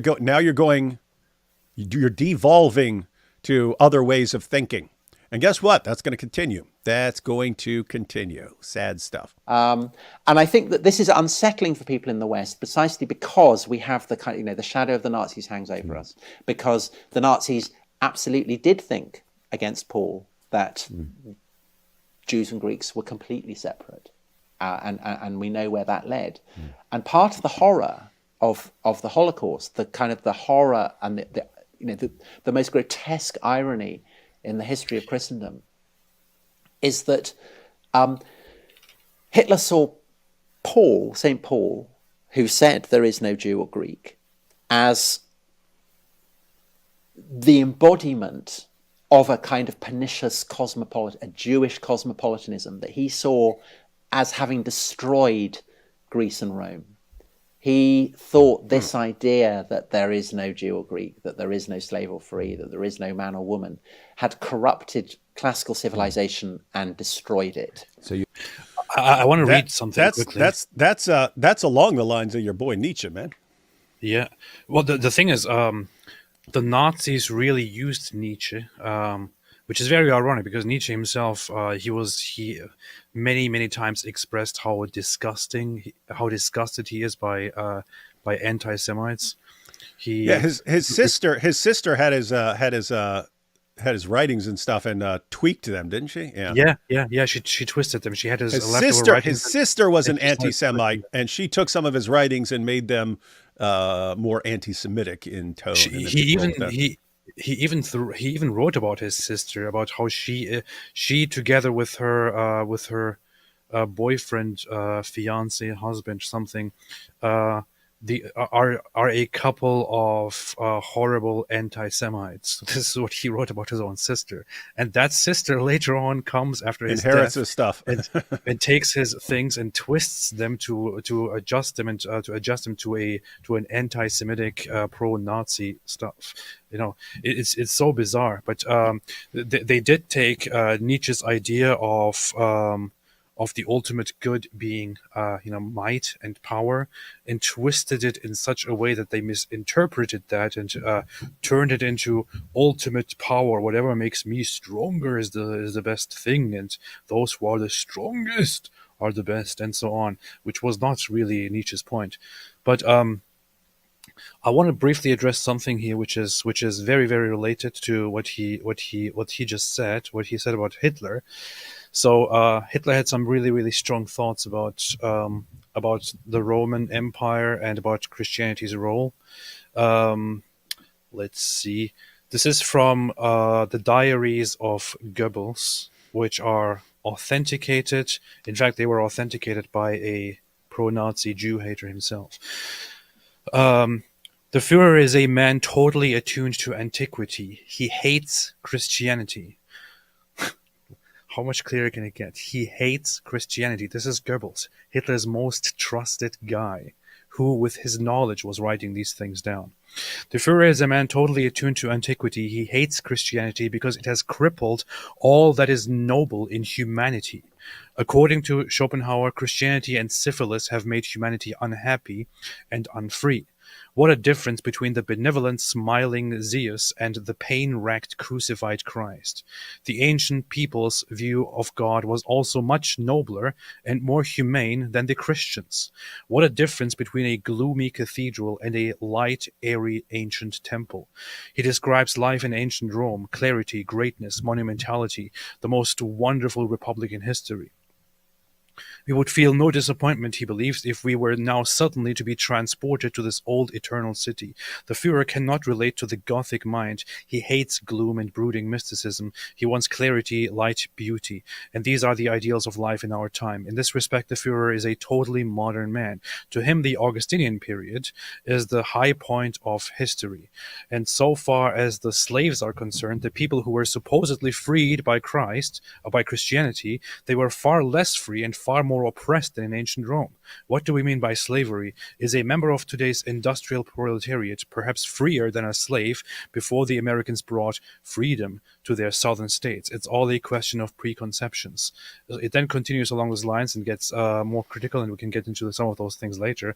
But so Hitler and Goebbels together both thought that Christianity had come and basically turned humans into pathetic beings, whereas the glory actually lies in pre-Christian or post-Christian way of living and all that, and that they have destroyed what humans need the most, which is holding on to might and to what it is and to the natural urges. There's even a section where they both start trash talking Christianity for its sexual morality, and say that German soldiers should be able to go and have sex as they wish in villages and so on. It is a very very Very based. The word you're looking at. you can have some really deep insights into what these guys actually thought about Christianity and society. Here we have AP, you legend, you absolutely smashed comedy Dawa. I couldn't stop laughing. You made him real mad. Yeah, thank you. Why do you find that funny? It was hilarious. Did you Let's crush see that that. dude? Yes. Is that the word on the street? Yes. Is anyone cheering him on or anything? As far as we know, we know you say it was the comment section was briefly flooded with yes, Central Dawa destroyed AP, but that didn't seem to last very long because all the main comments now are how humiliated this guy is. By the way, also in Mein Kampf, he briefly he mentions at some point how You said mention. how Christianity gave people this useless idea of being equals, which also what Tom Holland here addresses, and says that instead of fighting each other over who is right and who is wrong, the Protestants and the Catholics should stop wasting people's time, should stop trying to spread Christianity to others, and should instead teach the German population not to interbreed with others and to make them a superior people. You can already see in his book Mein Kampf his whole idea about how Christians are stupid, Christianity is stupid, but we should use it in a different way. You've got this dope Daryl. He keeps posting, screw religion, Reformation, Renaissance, Enlightenment. And he says, Jesus didn't condemn slavery. Secularism is better. He doesn't understand like the basic gist of what Tom Holland is saying. You ultimately, what did Jesus say?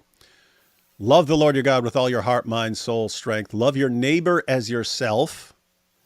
Love even your enemies, and look at the Gospels. How much does Jesus emphasize helping and caring for other people and loving other people over and over again? These are the ideas that eventually lead to, hey, if you believe in these teachings, if you believe do unto others as you would have them do unto you and so on, should you be treating other people like that? And then these values are so successfully spread that that people think they're normal, and you're saying secularism is better. What is secular? It's taking some of the ideas drawn from Christianity and removing the foundation, and then just acting like they can function on their own. And the world we're living in right now is a world where you've gotten rid of the foundation, and you think these values are going to continue, and you think they're going to dominate. And what happens? What actually happens? The entire thing starts falling apart, and other things start eating you alive because you have no foundation. And so, Daryl, yeah, the people who think like you are actually The people are saying, yes, secularism is the way to go. You're the guys destroying secularism. You're destroying it. You're paving the way for other things to conquer you because you have no foundation. And if you have a bunch of guys screaming, God commands us to humiliate these people and destroy them so we can get our virgins in paradise. And then you're going, hey, we just like secularism. We have no basis for anything. And did you not hear a word Tom Holland just said? Secularism. Did you not hear a word the man said? Saying that people just have these rights is every bit as something miraculous as Jesus rising from the dead. You giant dope. Stop embarrassing yourself with this nonsense. My goodness, dude, you sound like you're posting your message from 2007 when the new atheism finished already. When the new atheism still thought if we just get rid of Christianity, then the world will become better. And you look around and you go full secular, and then you can't figure out what a boy and a girl are, and you pave the way for Islam to come in and conquer you.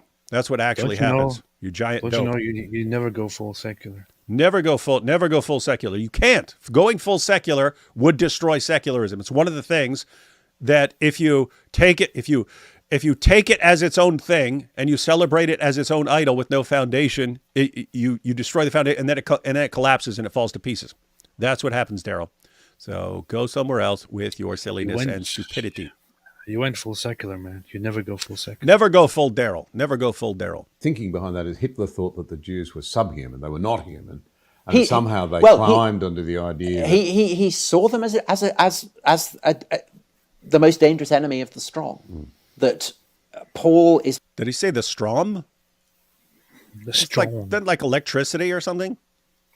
The Did he say Strom. German? That's not an English word. Strom. Did he say Strom? If he's saying he said enemies of the strong, I think he said enemies of the strong. Would that be like electricity or power or something like that? If he's saying German, hang on. You know what's funny, by the way? We talk about Hitler and him viewing others as subhuman. If you want to get very technical, Hitler actually viewed humans as less than animals in general, and had generally this whole view that other animals are probably superior to humans, or maybe superior to humans. The guy was kind of messed up in the head. I think a You're bit. saying he wasn't. You're saying he was messed up. Let Well- me back up here. I thought he said Strom. Let's see. Man or woman had corrupted classical civilization and destroyed it. so your thinking behind that is Hitler thought that the Jews were subhuman; they were not human, and somehow they climbed under the idea. That, He saw them as the most dangerous enemy of the strong. That Paul is preaching Christ crucified. He's preaching this dead man on a cross. He's preaching this universalism, this cosmopolitanism, and this destroys the Roman Empire. And so Hitler thinks that if his Reich is going to last 1,000 years and not be brought down by a creeping Jewish cosmopolitanism, then he has to get rid of the Jews. But there's a case for saying that he targets the Jews for genocide because he blames them for Christianity, which, considering the fact that he draws on all kinds of kind of very venerable Christian, anti-Semitic, anti-Jewish propaganda, I mean, it's just the most hideous irony and paradox. Did you catch that? He says there's a sense in which Hitler hates the Jews because he blames them for foisting Christianity on the world and doing all this stuff. So Perfect quote, actually. Let me read this quickly. Perfect quote on that. The Führer is deeply religious, though completely anti-Christian. He views Christianity as a symbol of decay. Rightly so. It is a branch of the Jewish race. This is what Goebbels said. Christianity is a branch of the Jewish race. And so we got to destroy the ones who gave the world Christianity, or that which Christianity grew out of. And then, since you still have tons of Christians, you just have to modify Christianity over time to turn it into what you want. In fact, let me continue with this quote. So, it is a branch of the Jewish race, which is why the Führer is against it. This can be seen in the similarity of religious rites. Both Judaism and Christianity have no point of contact to the animal element, and thus, in the end, they will be destroyed. The Führer is a convinced vegetarian on principle. His arguments cannot be refuted on any serious basis. They are totally unanswerable. He has little regard for Homo sapiens, what I just said. Man should not feel so superior to animals. He has no reason to. Man believes that he alone has intelligence, a soul, and the power of speech. Has not the animal these things? Just because we, with our dull senses, cannot recognize them, it does not prove that they are not there. So, he thinks that Christianity is just an extension or a part of the Jewish race, which, of course, to both of them is ultimate corruption and the ultimate enemy. So, therefore, if Christianity is part of the Jewish race, then Christianity is also the enemy, because it corrupts the human and the animal element in the human, which Hitler was an ultimate fan of. And gropers will never ever realize this because they're stupid. Because they are extremely stupid. The other point he made right there was that Hitler was also thinking long term. So he wasn't just thinking, "Hey, we need to get rid of these guys for me." It's he wants this to last for 1,000 years. And if you want something like this to last for 1,000 years, you have to get rid of things that will eventually corrode and undermine it. And so you got to get rid of the Jews because they will somehow undermine it. And you got to seriously modify Christianity, because Christianity will be, how would Central Dalbo put it, a kind of thorn in the side of this whole system. And therefore you have to stop these things now. You have to deal with Judaism now. And then you have to, after you fully gain control, then you can turn Christianity into what you need it to be, so that the German system would last. So he was thinking long term. So got to change these things. Indeed. Interesting. And you also have in Goebbels' diaries the admission, actually, that he talks to Hitler about the churches, and that they both agree that right now, as things are going during the war times, we can't really deal with the churches, but we have to just stall them and wait until the war is over. And once the war is over, we can tackle and finish the churches and turn them into something else. And he explicitly refers to it as what you can do instead of leaving the churches as they are with their two denominations, which both of them Hitler is against. Mostly he's against the Catholics, but then also against the Protestants, whom he just used as useful tools. And their goal was to create positive Christianity. Positive Christianity, where the cross is replaced with the Hakenkreuz, with the swastika, because the cross is seen as a symbol of weakness, whereas the Nazi symbol is seen as a symbol of power. So they want to remove the cross from churches and put the Nazi cross there instead, to symbolize power over humility and meekness, and create their new non-Jewish Christian religion. Really messed up. So there's a reason. There's a reason, ladies and gentlemen, that we're talking about the Germans right now. You think, come on, no, doesn't everyone know about the Germans? No, you have a generation of young, stupid people being educated on TikTok. And maybe he's just misunderstood and misrepresented by the Jews. The Jews, after World War II, convinced people that he was actually a bad guy and not this misunderstood man who's just trying to help his people. He's just trying to help his people and rescue his people from the Jews. He's actually a good guy. Got all these idiots. So all this stuff that you just, if you're in the United States, Europe, anywhere, if you're my age, it was still understood, really, really bad guy. But now you get to a period where they're trying to bring him back. Still feels like we're playing whack-a-mole here. Like every single thing you try and expose and say, guys, this is false. This is stupid and insane. Stop it. And then boom, another thing.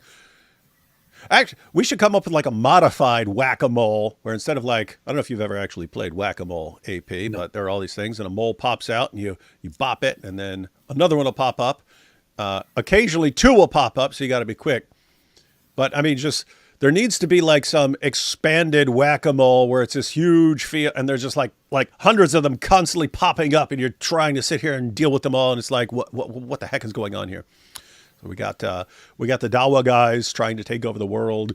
We got the gropers, the white nationalists. We got Candace Owens. Everyone's celebrating the little mustache guy now. Weird times, ladies and gentlemen. Weird times.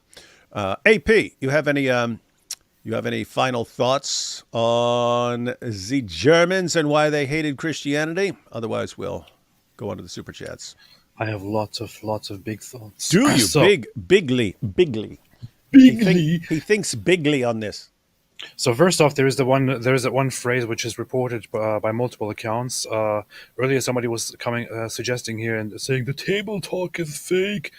So the table talk is a compilation of writings of records written down by one of Hitler's very trusted men, Martin Bormann, and his assistants.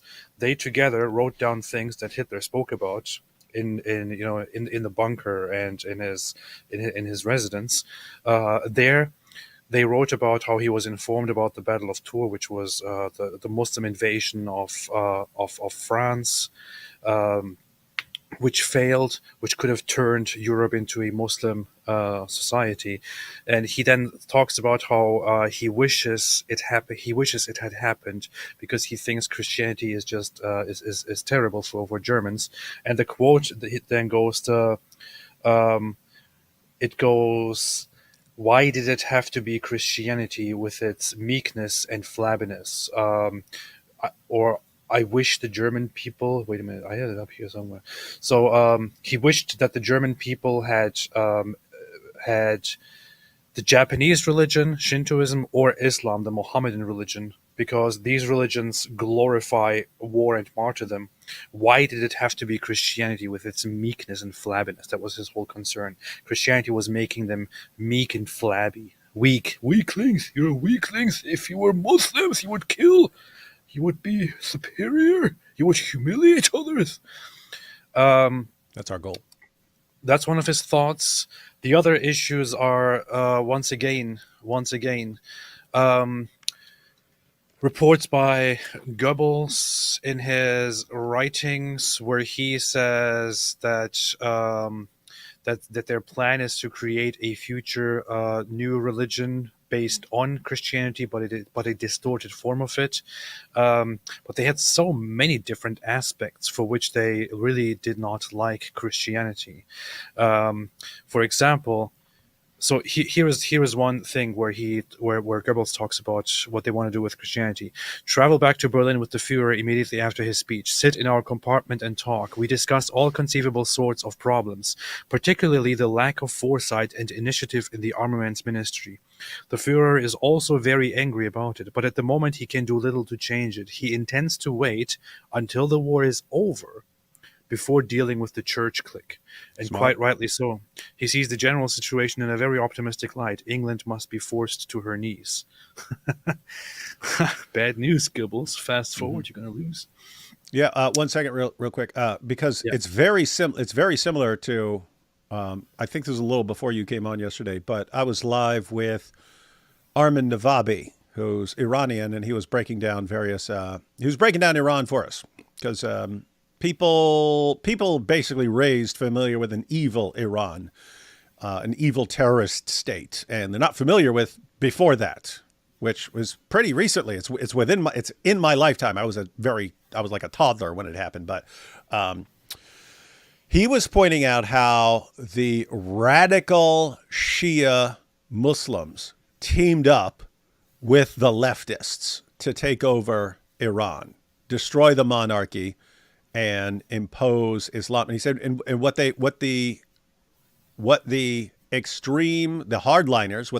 Shia Muslim hardliners did as soon as they rose to power, they executed all the leftists, right? So, hey, let's work together. Let's work together. Because what did the leftists and the Shia Muslims agree on? We want to get rid of the current leaders. They agreed. So let's work together and getting rid of the current leaders. Yay, let's get rid of them. So they got rid of them. And then the Muslims slaughtered the leftists after that. And so it was, hey, we want to work together. But it's a similar dynamic with the Nazis. Christians, yes, yes, yes, we're on your side. Yes, yes, yes. We need to make Christianity strong and based. Let's win this war. Let's win this big war. And then everything will be great.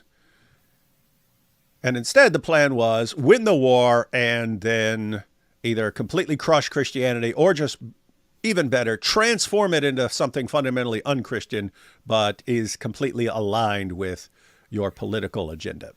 Yeah, Smart, once they're done, smart, they'd smart. say, "Yeah, Muslim, it's time to kill the others." Yeah. And think about how this is all connected to what's going on.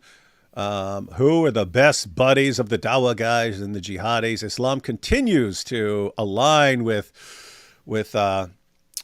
far left elements, LGBTQ, and the right. We're all on the same page, and yeah, they're all we're all on the same page. Wink, wink. Yeah, we're really going to be on the same page if we get to power. Bunch of dopes, man. So here are some more views on by Goebbels and the Führer.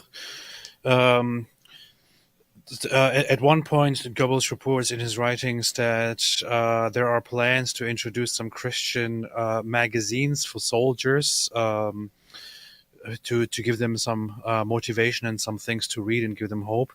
Goebbels says, I reject this idea of a church magazine for soldiers, which the Wehrmacht High Command is pressing for. The soldiers have better things to do at the moment than reading religious tracts. I explained this to Martin Bormann, and in the process give him a little lecture about the mindless lack of logic in Christian teachings, which impresses him deeply. This is how these guys actually thought. Martin wants permission for a big new Christian magazine aimed at the Wehrmacht. I turned the idea down. These milksop teachings are the very worst thing we can give our soldiers. It's very funny because this is very, very much in contradiction to what the gropers will tell us. This is Christianity and Nazi strong. That's not what the Nazis thought. Yep. The sexual problem worries the Führer greatly, particularly where it affects the cities. What can a young person do in this respect? The problem solves itself in the countryside. Christianity has infused all our erotic attitudes with dishonesty. The so-called morality of today is mostly nothing but hypocrisy. The erotic urge, next to hunger, is the most vital element in human existence, a fundamental urge that cannot be dismissed with a few banal maxims. We must view this question completely from the standpoint of popular health. That must be our morality. That must be our morality. The Führer praises the Spartans in this respect because they were hard, but also honorable and healthy, and nothing is right for everyone. What is acceptable in the city is not always acceptable in the countryside. One must act according to the intellectual range of the people involved. What he's talking about here, and this is, I find this very funny because lots of these pretend Christians who are LARPing online, the gropers and so on, will talk about and morality and sexual immorality and so on, and the Nazis were based, they were getting rid of sexual immorality and so on. Here's Goebbels basically saying that the whole Christian morality and Christian idea of being, sexually careful and sexually pure and all of that is a bunch of ridiculous, counterproductive nonsense. And that the Nazi soldiers should instead, or that men should instead be able to just go and, have sex wherever and whenever they want, because that's their urge, and their urges are better than these ridiculous Christian teachings. This is what the Nazis actually thought. This is anything but Christian. Here is another part where they hide their intentions in order to appeal to Christians. Goebbels writes this: afterwards, long discussions about the Vatican and Christianity. The Führer is a fierce opponent of all that humbug, but he forbids me to leave the church for tactical reasons. And so for a decade now, I have paid my church taxes to support such rubbish. That is what hurts most. So Goebbels is strictly against Christianity and strictly just wants to leave any membership in the church. But Hitler says to him, nope, don't do that. You have to be part of it for now because it is tactical. And Goebbels really doesn't like it, but he just has to agree with it for now. And he's so hurt by this. And so on. There is just so much more, man. The thing is, the scholarly consensus on the Nazis and Hitler and their views on Christianity and their treatments of religion, scholars very, very much agree. It is beyond dispute at this point that these guys were not Christians. They were not pro-Christian. They, in fact, disliked Christianity. Some top Nazi guys were occultists and neo-pagans who wanted to revive some German spirit. They were against even missionary activities by Christians. They wanted to utilize religion in order to turn it into a master race puppet tool of Hitler's wonderful ideas of subjugating humanity, killing the disabled, killing the weak, killing the people of different colors, killing those who are mixed race, and so on, and establishing themselves as superior humans. These guys were absolute lunatics. They never liked Christianity. They didn't want Christianity. They were opposed to it. They hated it. They saw it as a Jewish product, which they also hated. And there are some people who will say things like, I saw earlier somebody saying that the Pope supported the Nazis, or the Catholic Church was with them on this. This is not true. The Catholic Church was kind of indifferent to some of the things that were happening, which is where you can blame them a little bit.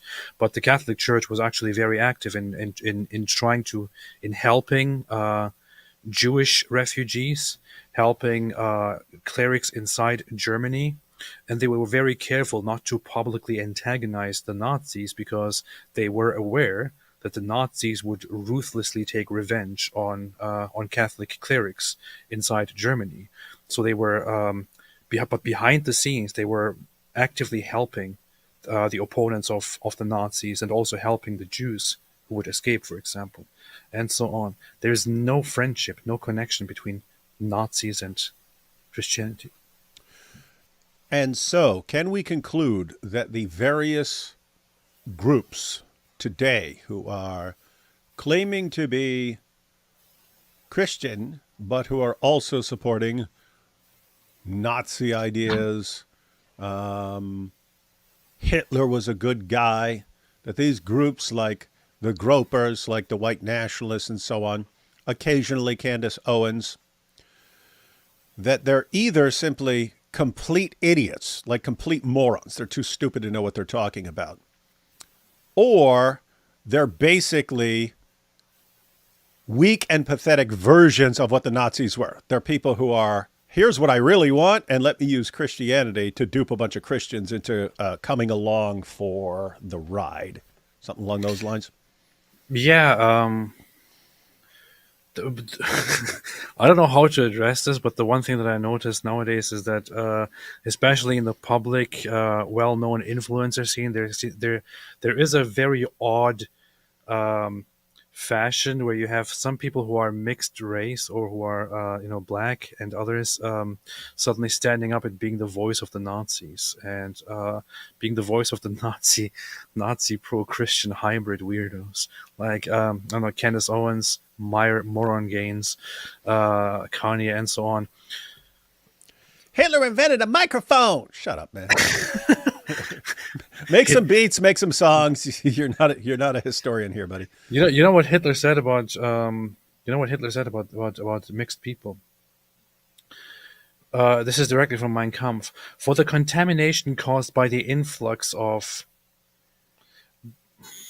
black blood on the Rhine in the very heart of Europe is in accord with the sadist and perverse lust for vengeance on the part of the hereditary enemy of our people, just as it suits the purpose of the cool, calculating Jew who would use this means of introducing a process of bastardization in the very center of the European continent, and by infecting the white race with the blood of an inferior stock, would destroy the foundations of its independent existence. So according to him, mixed people, people resulting from black and white mixing were bastards that were a result of inferior stock deliberately by the Jews pushed forward to weaken the white race. So when a black or mixed person today comes and actually says, "Oh, the Nazis weren't actually bad guys," I really don't know what to say anymore. It's funny because anyone who knows about genetics, matter of fact, anyone who's ever had a bunch of dogs throughout their lives should know how stupid this is, right? And that once you have like some very purebred thing, you have some super purebred dog, you got to take that thing to the vet like 3 times a month and stuff to like keep it from all the problems that arise. Meanwhile, you've got a mutt that no one takes care of that lives on the street. It gets hit by a car 3 times a week and that thing will never die. It's indestructible, right? It actually helps to have diverse genes in your gene pool. It actually helps. So anyway, guys, it is very, very, very, very, very, very weird. There are some people in the chat who say Hitler was a Nazi. What are you talking? Hitler was a Nazi. Hitler was a Christian. What are you talking? Did you know Hitler was a Nazi? They're gropers here saying Hitler was a Christian. Gropers. Hitler was a Christian in the sense that you guys are Christian. He's using Christianity. He's using Christianity to get what he really wants, hoping that no one exposes what he really wants. Well, I have to draw a distinction. These guys are mostly imbeciles. Hitler was actually kind of smart about it. Yeah, he's smart. But that's basically what it was. But am I supposed to believe these gropers, or am I supposed to believe Hitler himself and his most trusted guys? And there's also pause there. Go ahead. To be clear, so I mean, you're quoting the people who knew him and quoting him. Why Christianity? Why Christianity with its meekness? Why couldn't we have Islam? Why? It would have been so much better and helped us. And then you have all his people. Okay, he says we have to. He says, I really can't stand church. I can't stand it. I can't stand this Christianity. But Hitler says I have to go until we win the war, and then we can do it. So who are we supposed to listen to when we are trying to decide what Hitler believes and what he thinks about Christianity? Are we supposed to believe Hitler and the people closest to him, or a bunch of idiot morons on TikTok going, "Oh, Hitler's so cool and based. I think he's an awesome Christian. He's pretty much the greatest Christian who ever lived. Why would you guys attack such a great Christian?" Who are we supposed to believe here? Hitler liked Islam more than Christianity, you idiots, you imbeciles. You should consider him a traitor by your standards. But what's also funny, fun fact, by the way, in his book Mein Kampf, he never, ever refers to himself as a Christian. He never says, "I'm a Christian." Despite talking about religion quite a bit, he never confesses to be a Christian. What he does say at some point is that he has a mission given by the Almighty God to save the white race, to save the Aryan race, and all that. But he also speaks in different parts of it in the book about how the goddess of fate and the god of this and the gods of this and this have granted us the ability to do this and this and this. He was just completely rhetorical and dumb, but even there, he never referred to himself as a Christian in his book. He did so later on only in public speeches when he was appealing to the people to gain their sympathy, while he hated it. And that pretty much sums it up, everyone. So, Learn some basics here, ladies and gentlemen. Learn a couple of quotations. The quotation from Hitler where he's talking about how much he can't stand Christian. Why did it have to be Christianity ruining what we want? Why? That one good to share with all the dumb gropers. Good stuff. AP and Dr. David, you are both my favorite. I've been watching y'all for 4 to 5 years now. Great works. Can I clip y'all both videos and post on your channel? Yes. Yes from me. Yes from me. AP, do you agree that this person can clip our videos? Yes. Yes. Your permission has been granted.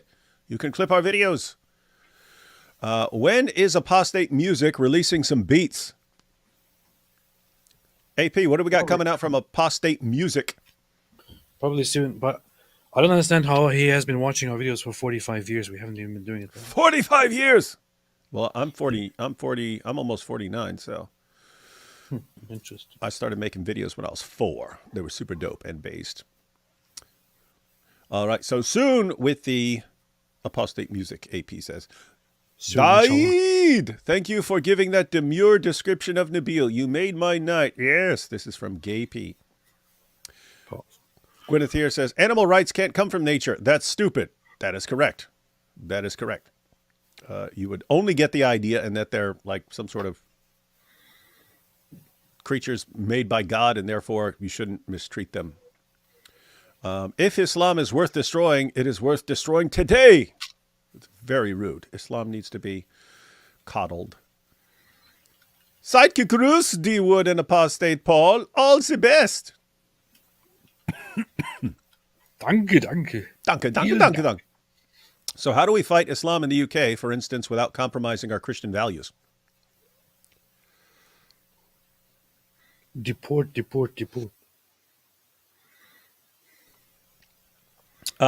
Yeah, Tezbot. Jesus. Who were the hypocritical religious leaders of Jesus' time? There were people. He called out and exposed their hypocrisy. Right? Islam is the most religiously hypocritical system that has ever existed. Jesus believed. Matter of fact, that's throughout the Bible. Old Testament or New Testament. You have commands. You have commands about loving people and so on. You also have just brutal mockery, insults, and so on various times in the Bible. If you look at the pattern, the people who are on the receiving end of just brutal mockery, insults, and so on, they were false prophets. You can look at Elijah's confrontation with the false prophets and see how he was there. I mean, he was just completely mocking their gods and so on. You have this throughout the Old Testament. You have Isaiah, for instance, just completely mocking the idea of making an idol. He chops down a tree. Then he uses part of the tree to bake some bread for himself. But he takes another part and he fashions it into a god and bows down and worships it. And so it's just mocking the entire process of making an idol. You get to the New Testament. Jesus, who was emphasizing loving other people. What does he say when he's talking to the hypocrites? Woe to you, scribes and Pharisees, you hypocrites. He's brutal. I mean, you snakes, you brood of vipers and so on. You strain out a gnat but swallow a camel. He's completely mocking and insulting them. You find the same thing with the Apostle Paul, Elymas the sorcerer and so on.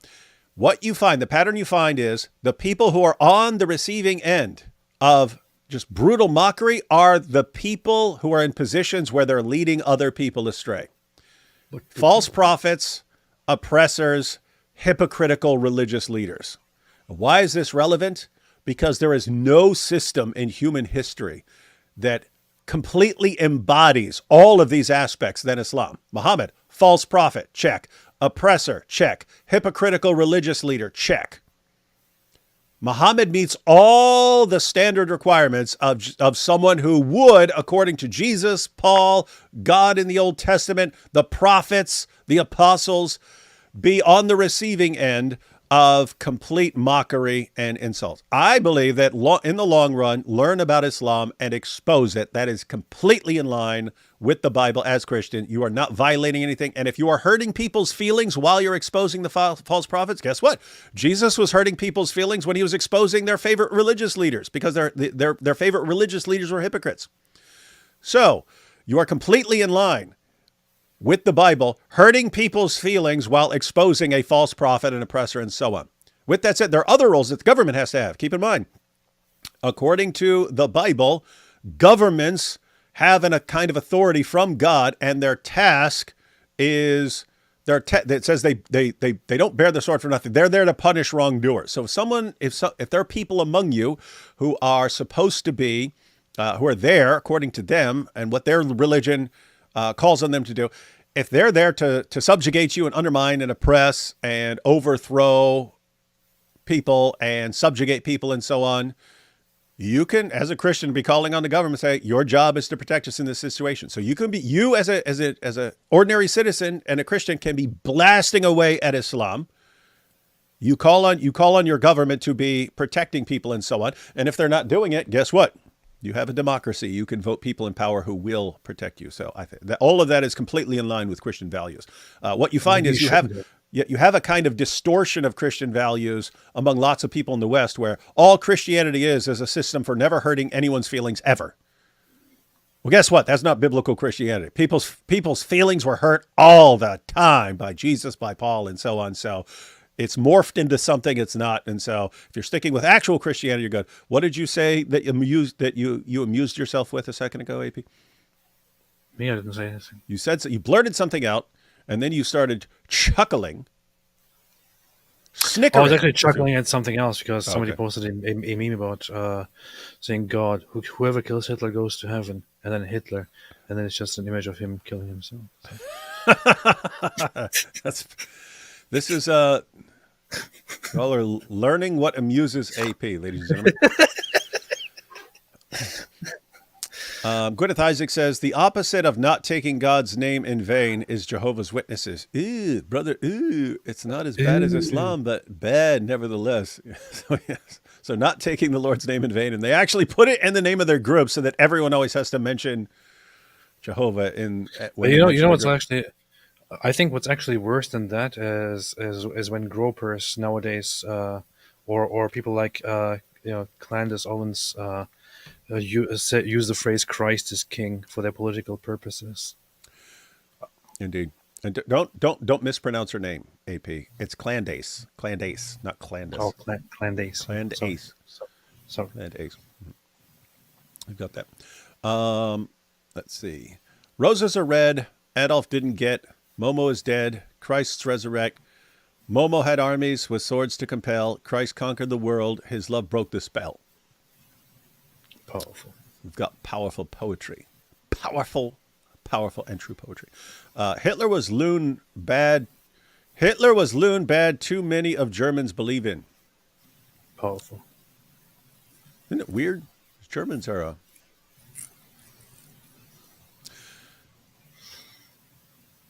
I think Germans are pretty darn smart, and I think I've said before, I think things are connected to language in terms of people's like aggression. I've said this. I just want to repeat it here because it ties into the point I've said before. For some reason, like I can listen to your language and tell how you would fight. And so just, again, if you told me there's a fight that's about to break out between the Germans and the French, and I hear the Germans and they're right? They talk like that, and the Finns, I can tell you who's going to crush the other. You can hear that. And like you even get to the Russians, and what do they sound like? They're like ring, sling, sling, sling, slavok, sling, ring, vodka, and like there you sound like tough, but like laid back and like you're not in a rut. And that's exactly how they fight. We'll let them come at us until winter hits, and we drink vodka and their armies get buried in snow. And that's how they fight. I don't know. Everyone does that. But it's funny you say that because the Russians are known for, and I don't want to sound racist here now, but Russians are known for having, like, despite being tough, having a great lack of discipline. That's what they sound like. That's what they sound like. But yeah, I don't even remember what started that. So I was going to tie it into another point, and then I got distracted by thinking about all these people and their dumb languages and how that makes them fight. I don't know. I don't remember. I'd have to go back to see what I was talking about. I've forgotten. But Does anyone? the France, excusez-moi, we as France, we would like to surrender right now. Please leave us alone. That's how they say. All right. I don't remember what I was talking about at all. But somehow it connected to what I was just saying. Believe it. Karl Burrow said, but you're a Turk, AP, so you're automatically a racist. This is a good point. Fair point. Maybe, was it related to Stefan Thomas's super chat here, which says, I love David Wood and AP, but what about Reichskonkordat still in function till today? Church taxes in Germany. I'm on your site, but that's interesting. Oh, hang on. Here we go. Yes, I love D Wood, AP, but what about Reichskonkordat? Still in function today. Church taxes in Germany. I'm on your side, but that's interesting. Great. They still do that, yeah. You have it on your thing. Watch. I don't know if that's still going on, to be honest. Well, but as far as I remember, in Germany, any Germans here, you usually have your confession. Of course, they're here. They're heroes in the title of this video. What's that?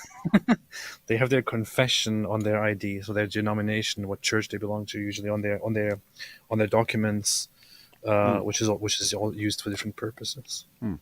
Oh, hey, I remember what I was saying. I remember what I was saying that led into that. So here's what I think. So you've got the Germans who are smart. I mean, there's some reason they're producing all the scientists at that time. It's probably connected to a bunch of things, but they're the ones producing all the scientists at that time. So they think they're the smartest people in the world, and they're pretty smart. If you're producing all the physicists and so on, then you've got some intelligence there.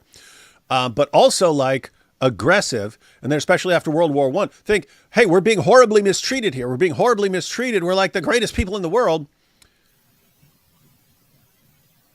You'd think, oh, because you're so smart, you shouldn't fall for someone like Hitler coming along. But what does Hitler come along? Well, we're the greatest people in the world. We should be running everything else. Guess what? And we should be aggressive and conquering everything. Of course. Look, there's our guy. There's our guy. And what's the only thing what would be the only thing holding you back from going with this guy? Well, we believe in Jesus, and he says how we're supposed to be. No, that's weakening you. That's weakening you. We're the Germans. We're the Germans. So, oh yeah, that's how we should be. That's how we should be. We should be dominant. We are strong. We should be on top. The thing is that while that's an interesting theory, it's kind of like the rise of the Nazis and the rise of Hitler was kind of many people would agree, and historians would agree. It's kind of it was kind of fueled and very much caused by the consequences of World War One and the sanctions and everything that were imposed on Germany, which made Germany extremely pathetic and embarrassing and weak and limited, and led the population to poverty, to being a completely weak nation that can't afford anything in Europe anymore. I literally just said that, AP. So the German response to this, the Nazi response to this was, look what they have done to us. We have to get up. We have to rise up and finish them all. And so on. So it wasn't necessarily the German spirit. It was just the conditions forced upon them. You know? Yeah. What I'm saying is, if you simultaneously have that, like, we're being treated like this, but we're the smartest and we should be dominant, that's a recipe for someone stepping in there and saying, look at how the world is treating us. Look what's happening to us. Is this how we should be? No, we should be on top. We should be on top. We should be running these things. It's a recipe for it. It's built into them that we're smart and we're strong, and yet the world's treating us like we're pathetic. We need to change these things. I point this out, of course, because you have something similar in Islam where they're taught, you're the best, you're the strongest, you're the best at everything, you're the smartest. The difference is they have nothing to back it up, right? Zero, right? The Germans could at least say, look at all the scientists we're producing. Look at all the physicists. Look at all the operas we're making. And we're doing this in spite of the entire world trying to impress us and keep us in a state of poverty. Look at what we're doing. We're obviously these tremendously great people. You had the same mindset in Islam, but with nothing to point to. When you ask Muslims, hey, if you guys are so great and you've got the last prophet and you're the best of peoples ever raised up for mankind, what are you doing? Well, if you go back 1,200 years, it was a Sufi who decided to take the coffee beans from the Ethiopians and make a drink out of it. You see, Starbucks is because of us. And then they'll boycott Starbucks. But anyway, it's like you have to scour history to find any. And it's amazing because you guys have always had a huge empire until you lost it in the 20th century. You've always had that, and you've always had this huge portion of the world empire contributing. But you have to like go back and like cherry pick a couple of things that you played any role in at all to help the rest of the world at all. And it's like the most pathetic thing ever. So, oh boy, what a world, what a world, what a world. It's so funny. Whenever we talk about topics like these, we attract lots of very, very messed up people in the chat. That's why you do it. That's why you do it though, right? That's why you do it. I'm just banning a bunch of people. So. AP's got an itchy band finger, ladies and gentlemen. He's itching to ban some people. It's fun stuff. That's what they do. Andrew says, my overdue jizya payment. Tell AP, well done on the debate. Praying for his safety. Also just saw a debate on Glenn Lowry's show. Did Israel target civilians in Gaza? Love to see a review if you have time. You jotting that down in case you want to check it out? Yeah. Basically, if it's like something, 5 or 10 or 20 minutes or something like that, we could do it. Sehr interessant. Swastika was stolen as anything Nazis copied. Yep, they stole that. Yeah, the thing is, they didn't really steal it themselves. They basically took it from pre-Nazi movements, the Thule Society and other movements that had adopted this symbol from Indian religions, from Hinduism and Buddhism and other religions, as a symbol of prosperity and greatness and so on. And at the point where Hitler and the Nazis adopted it, they just adopted it from those ultra-nationalists who came before them. And to them, it just meant, this is a great symbol that goes back very, very far in time. It is a great symbol of greatness and all that, and it's perfect for us. Let's combine this with our Aryan spirit, and it will be fantastic. But the thing is, the Germans couldn't do anything with the symbol. They just accepted it as it is. It's kind of fun. That's what they do. Here we have David. You ever tested your IQ? Has to be respectfully high. Sam mentioned it. He loves you and your Quran eating machine. It was 12th grade. They always knew. They always knew my grades were very rarely good because I didn't want to do homework. I refused to do homework. But they always put me in the smart class. It was 12th grade. There's a thing called gifted program that they find out you're gifted and they put you in a gifted program. It was 12th grade, so I'm almost out. And then the counselor says, hey, we'd like to test you for something. And they, because of something your teachers are saying. So anyway, they tested me and then they said, oh yeah, you should have been in the gifted program. They put me in the gifted program. It was already 12th grade. There's no point in being there. Except for there was a couple of chicks I was interested in. But they didn't tell me what my IQ was. So I tested it. I got a book on IQ and I did the self-test and so on. I scored something like a 158 or something like that, 160 something. But it said in the test, if you scored over 130, this test is not accurate. This test is not accurate. You have to get an official test at like a Mensa place or something like that. So that was when I was like 17 or 18. And then me and Nabil were messing around, and we took an IQ test. It was an online thing, and we both got the same score. It said 168, but it was the same thing. This test is not accurate over something like 120 or 130 or something like that. So basically, I don't know. I've never had it officially tested. So anyway, I'm not. Keep in mind, that doesn't mean my IQ is 158, 160, 160. I don't think it is that high. But the tests say it's somewhere above like the 125 or 130 range or whatever they said. That you have to get a fancier test to see where you lie beyond a certain score. So anyway, that's all I know. That's all I know. Yeah, I took an IQ test and I passed it. So. I passed. We passed. Just kidding. I'm above 60. So I don't believe that. What? Hey guys, late to the show. Will you guys do a show on what happened in Iraq? They legalized child marriage. we should. Yeah, we might. We might want to, because it's not like people are reporting it as, hey, they just legalized child marriage, where it's like it's more complicated than that. They've said that religious communities can do certain things if their own religion teaches it or something like that. So we might want to actually go through that and like go through some articles and what the law actually says to clarify, because I'm not entirely clear on it. I read like one article when it happened. Yes, we might cover that. AP, yesterday when you invoked the Holy Trinity and then beautifully made the sign of the cross, you have a hell of a genuine heart. Thank you. I did it in a moment because the thing is, it's such a weird thing because I don't even know if I want to talk about it publicly much about this, because I kind of prefer to go through some of the journey privately. But Smart. But when I Wait, I did one that- second.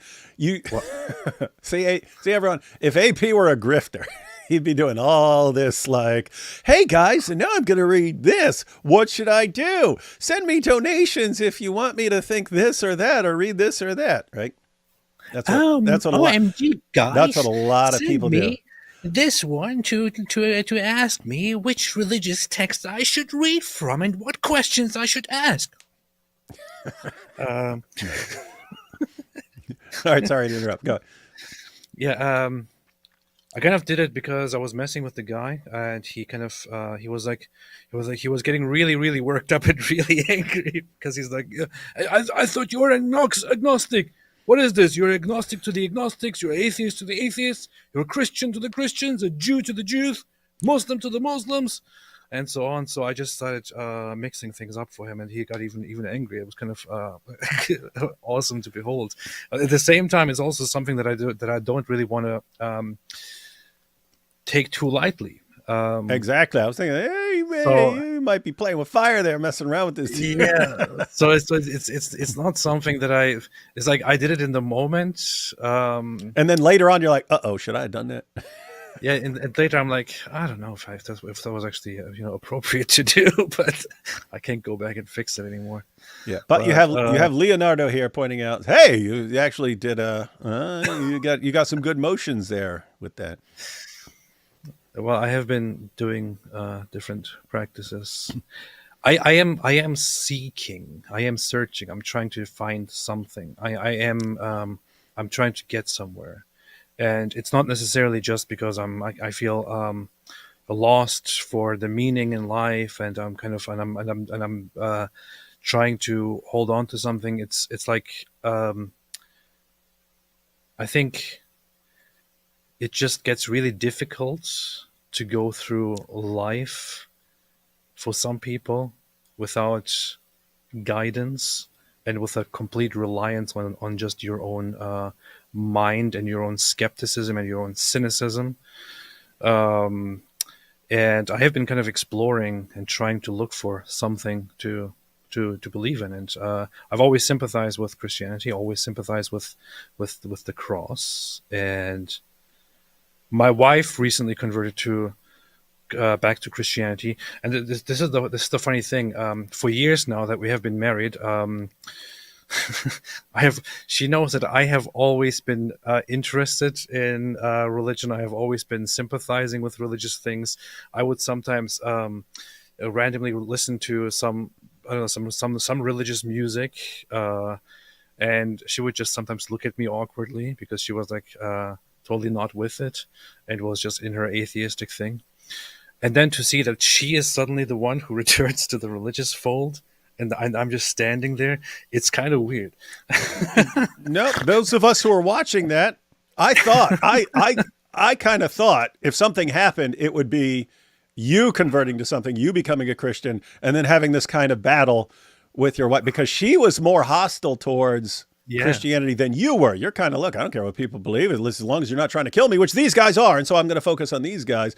Whereas she's like sharing stuff by like the new atheist sort of crowd and so on. So I was like, oh man, if AP becomes a Christian, he's going to have some problems. He's going to have some problems with this. And then all of a sudden she converts.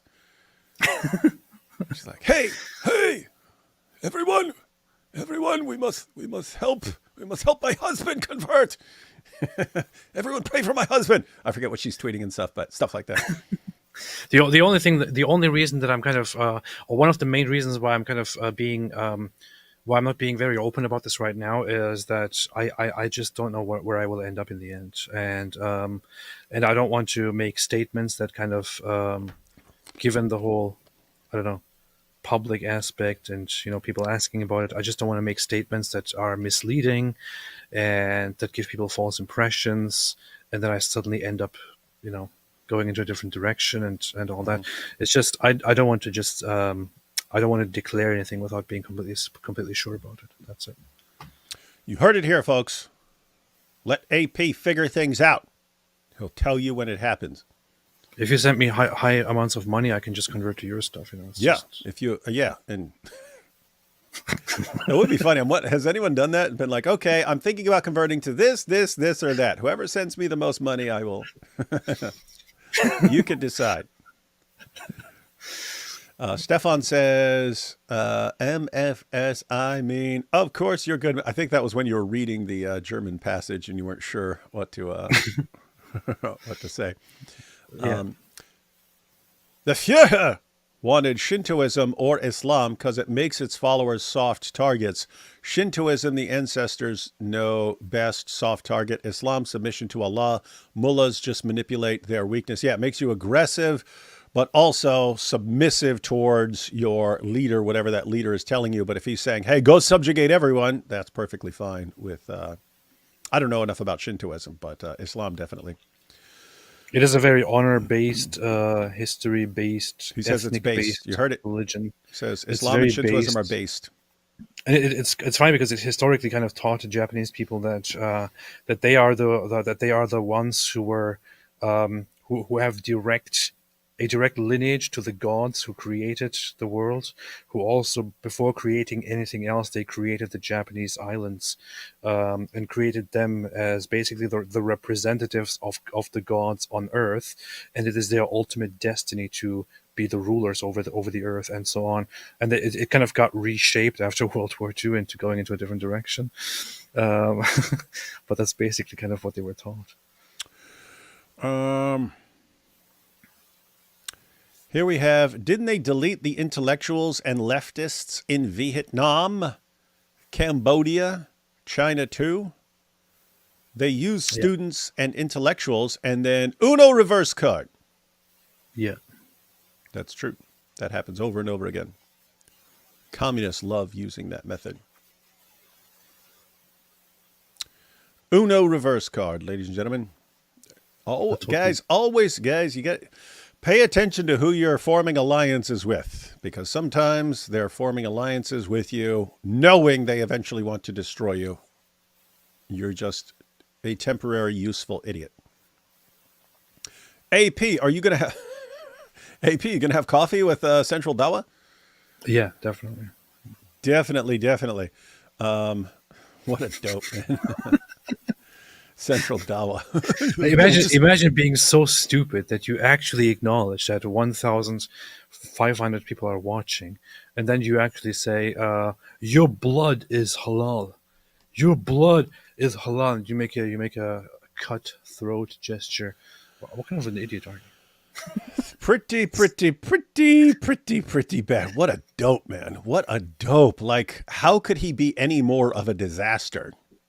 It's pretty stupid. But that's Dawa. Who else they got now? Who else they got? No one who's willing to step on stage. Why do atheists hate the Kalam? You mean the Kalam cosmological argument? Because it destroys their position. And I have to say, with something like the Kalam, for anyone who doesn't know what the Kalam, I'm assuming you're talking about the Kalam cosmological argument.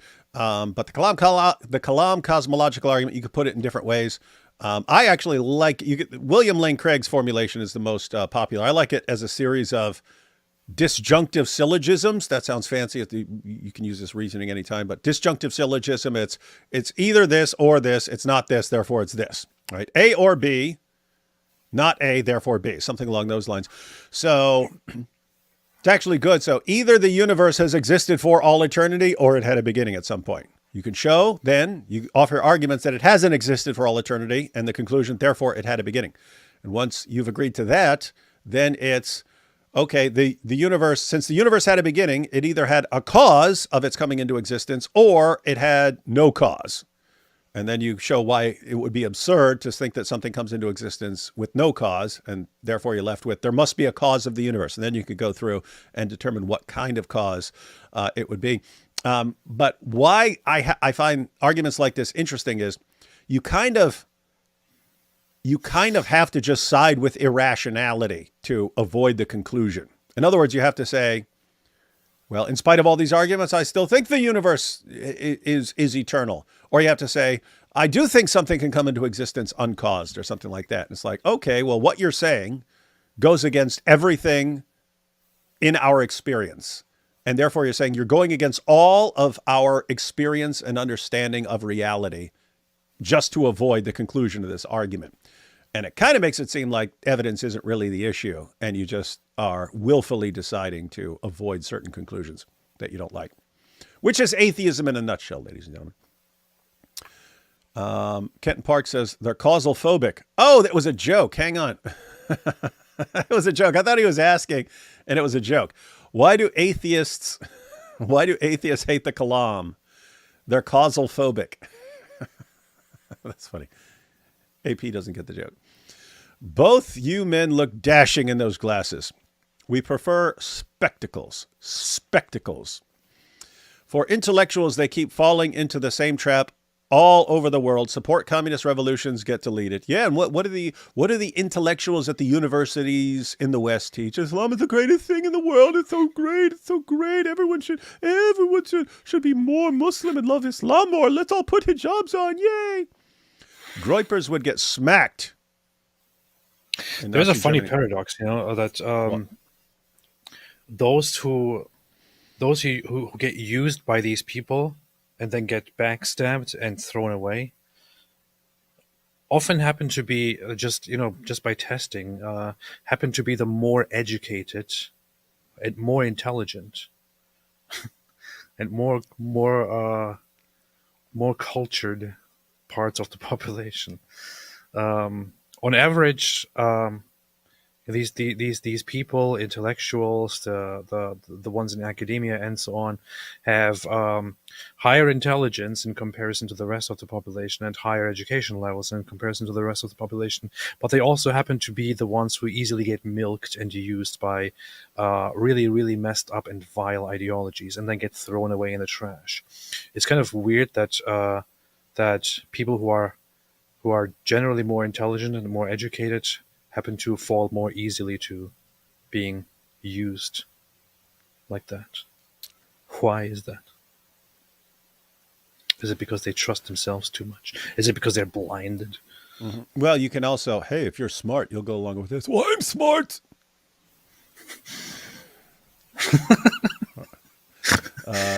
Stefan says, Groypers would get smacked. Nazi Germany, is that true? Yeah, they would. Do you think Heinz 57 was a poke at Hitler? Yes. You heard it here, folks. Islamo leftists be like, OMG, that Winston Churchill guy was such a genocidal Nazi. He literally was oppressing the German freedom fighters. Something along those lines. Yeah, Oh, Churchill. that's what they say. Churchill, bad guy. I'm poor right now. Based. Cool. Well, quit posting super chats. Hey, here we have AP Chesterton. They actually modified the picture. It's you as GK Chesterton. That's funny. Is there a site where you do that? You can just combine two pictures and it'll put them together? Yeah. Okay. Yeah. I got to find some of that. So AP Chesterton said, Islam is a deal with death, which no man of honor should accept.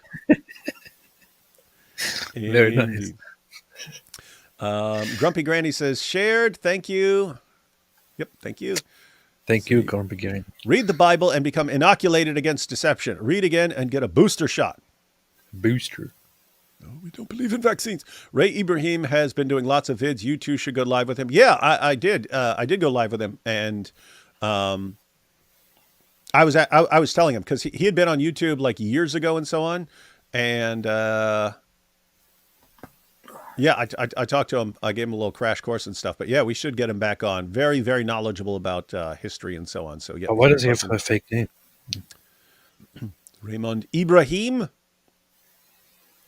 What a fake name. It's the realest name of all time.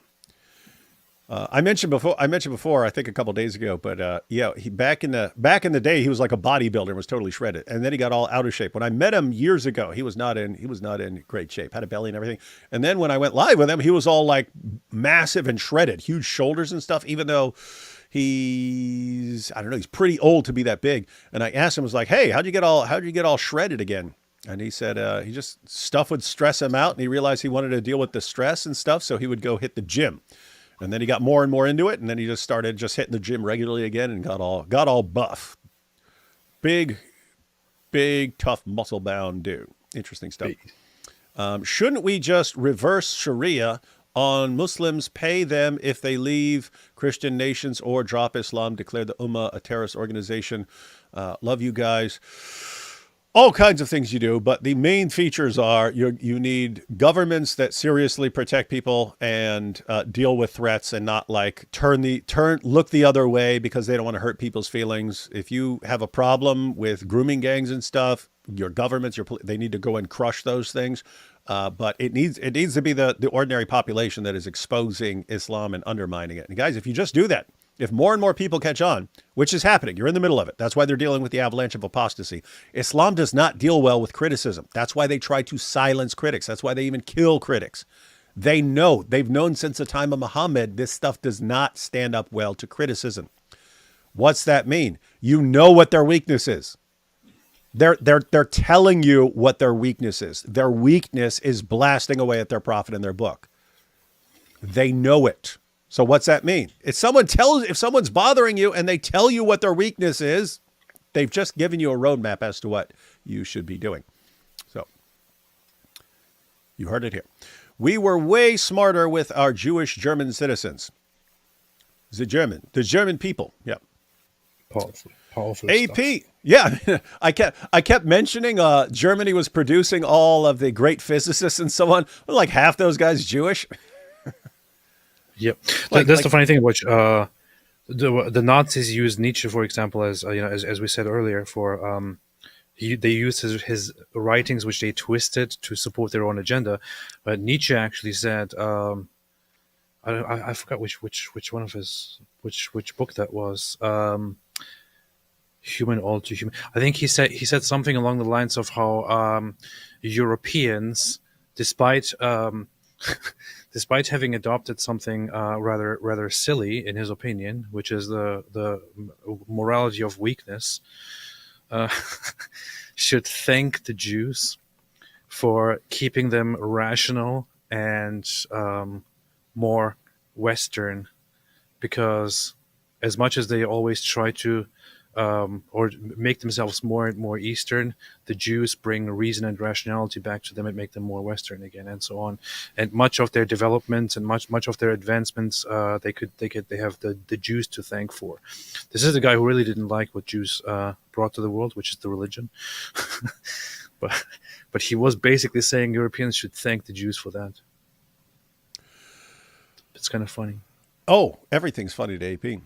AP, meintest du, die Religion-Confession würde in Deutschland auf dem Personalausweis stehen? Nein, das ist nicht der Fall. Hackere, David. Wasn't it No, somewhere no. else? I have. I kind of Huh? remember that Germans had their religious confession on somewhere on some papers that were, or was it only in some certain regions of Germany? I don't know. That's what I remember. I don't know. Personalausweis. Du willst einen Beweis? Hier ist mein Ausweis. Gestatten Sie, mein Name ist Frederik Kahn. Ich wurde hier geboren. No, you know. Powerful. Let's see. Communist KPD and original German Antifa backed Hitler, joined Nazi street violence, called Hitler friend of the working man. No way that happened. Because Antifa is always based. So, AP, are you a Christian yet or agnostic? Are you seriously asking? How many times are people going to ask? Are you converting to Catholicism or just wearing crucifixes and rosaries? Believe it or not, AP, I've been getting messages all day. I saw a picture of AP with a cloth on his feet. Is converted. Let us know. Powerful. He's already explained it, folks. Hey, Thank David. you. Thank What? Hey, David, genuine question. What about the people who have never heard of Christianity? Does this make God's moral judgment inconsistent, thus subjective? No, you seem to think that that there's some official position on this. Most people that I'm familiar with who deal with this issue think that there's just something different going on for people who've never heard the gospel. And the basis for that is you had like Old Testament saints, right? These are people, they didn't know the full gospel. They didn't know the full gospel. And yet we're told, hey, these people are Old Testament saints. They're going to be. And so the idea is that these people didn't have the full revelation, but they responded to the revelation that they had. Basically, according to Christianity, everyone has some revelation. You basically can know that there's a creator. You can know that there's a moral law. You can know that there is a moral standard, that you have not lived up to that moral standard, and that you are therefore in need of some kind of forgiveness or savior or something like that.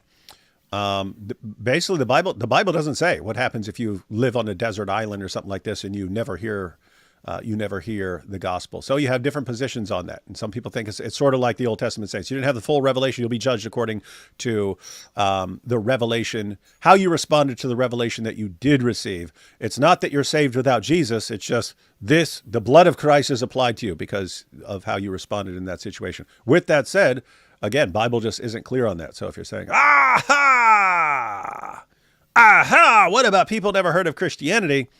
That wouldn't be a great objection because Bible's not clear. It doesn't really discuss. You have passages that say those who do not know the law are a law to themselves and so on. They have a conscience and so on, things like that. But as far as like how salvation would work for a person like that, just not you don't have a lot of clarity. So, AP, you are so beloved. May God bless whole fam. Thank you. Stop saying God bless you. I'm gonna Hey, gnostic. Ein Berliner mit Berliner. Here you go. It is in many German jurisdictions, it is kept by the registration office, the Meldebehörde, or the Einwohnermeldeamt, where they record your religious confession for tax purposes, if you pay tax to the church, for example, and so on. See, that's what it is. Okay, it's not on the ID cards or passports or anything. It's just a register. So that's that. Stefan says, nice guys, stay what you are. No more butt kissing. That's right.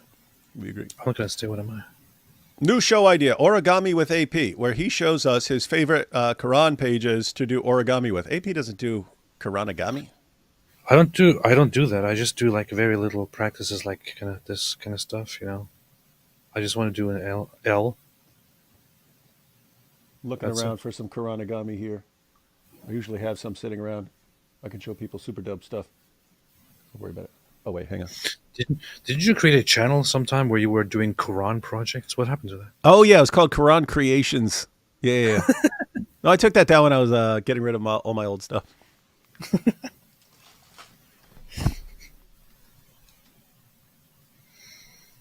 Beast.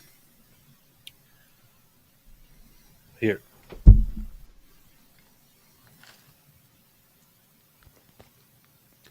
So you have AP's ability to just rip the Quran into little parts, and then you have the sacred art of Kuranagami. Here is a Kuranagami Kaaba.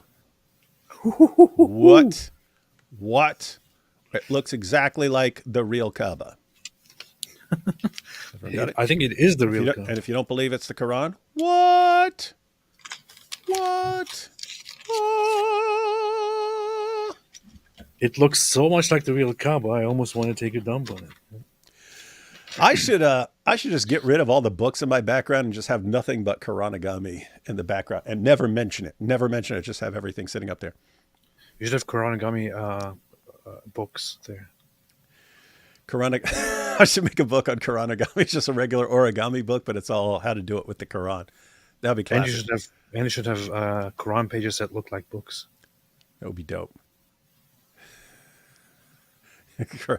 Fold up the Quran to make it look like books and stuff. That'd be dope. Ein Berliner mit Berliner says, ich glaub, mein Schwein pfeift. Ganz Berlin ist eine Baustelle. Damit kannst du bei mir, this seems like gibberish. Damit Ich glaub, kannst in du, Schweinfeld ich glaub, in Berlin so ist my, eine- my ist pig, eine my Baustelle. pig whistles. This is this is in dialect. All of Berlin is building Ich glaube, something. ein Schwein pfeift. Jens Berlin ist eine Baustelle. Damit kannst du bei mir keinen Blumentopf gewinnen. Es ist wie es ist. Das ist mir It Schnurzpiepe. is what it is. Ja, aber rein an den Buletten. Das find ich Knorke. It's hard for me after many of these years to tell. I wasn't actually ever really familiar with the dialects or the accents of up north, east, but this is some kind of Berlin dialect. Oh, It's kind okay. of funny. It is like gibberish, right? It's not. He's not saying something. It's just a bunch of weird. It is actually saying My stuff. pig is. but, No, I know it's saying stuff, but it's just like Ich glaub, my pig. mein My pig Schwein whistle. My pfeift. pig is whistling. Yeah, my Yeah. pig is whistling is actually German. Is actually a German. And what's phrase. that? Berlin. All Berlin is building. All Berlin is a construction site. Okay, That's what it means. construction site. Baustelle. Is eine Baustelle. That's how it would be in High German. And so on. Oh, this is why you can't trust Germans. AP, you broke the Allah butt plug in 2 pieces. Shame on you. AP, it's weird. AP gets all this stuff and then he breaks it. It got stuck. I don't know. He got stuck in a pig. AP. AP, when coffee with Central Dawa, give him small present. Just kidding. Will do. AP's already given his fair warning to jihadis. We have the Bible things. Thank you. Mustache Man hated Christianity because he was a Gnostic. Tick History has multiple great videos on National Socialism. Keep getting recommended a bunch of channels that I'm not familiar with, but apparently there are people already posting stuff. I was raised in an anti-theist family and became Christian. Now my 89-year-old nuclear physicist father has become Christian. It's not simplistic. Personally, I've long felt you're on the path. Talking about UAP. Oh, thank you. What do you both think when Sam Shamoon calls that Muslima GPT Aussie girl insults and names? I dislike her, but don't think it's very Christian. Yeah, I think there's better ways to approach people. What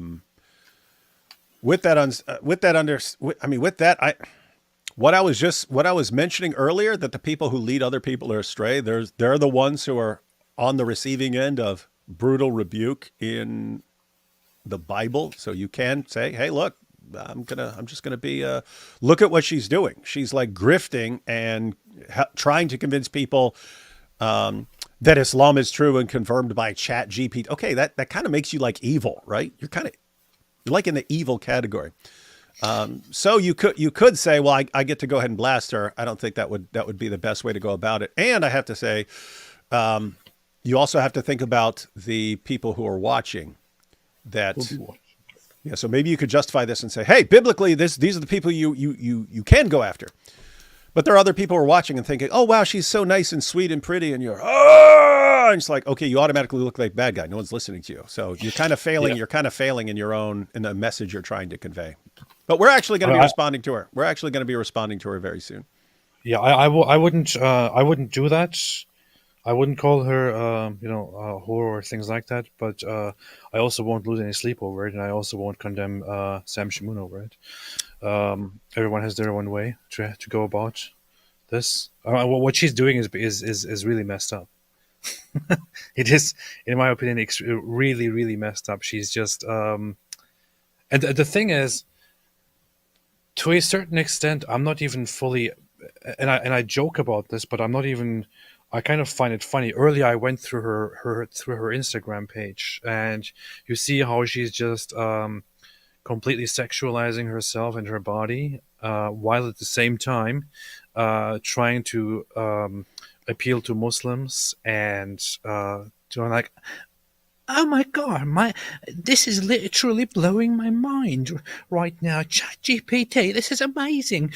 and so on, while also having photos there, which when you look through them, you go into the comment section, you see all those Muslims who went to her profile because of her 'Cause they're pro-Islam checking her out. videos, then go through her other videos where she's hot. I will marry you. sitting there with her legs in everyone's faces with a very short dress or with a bikini, for example, at the beach, and I'm like, wow, you're so beautiful.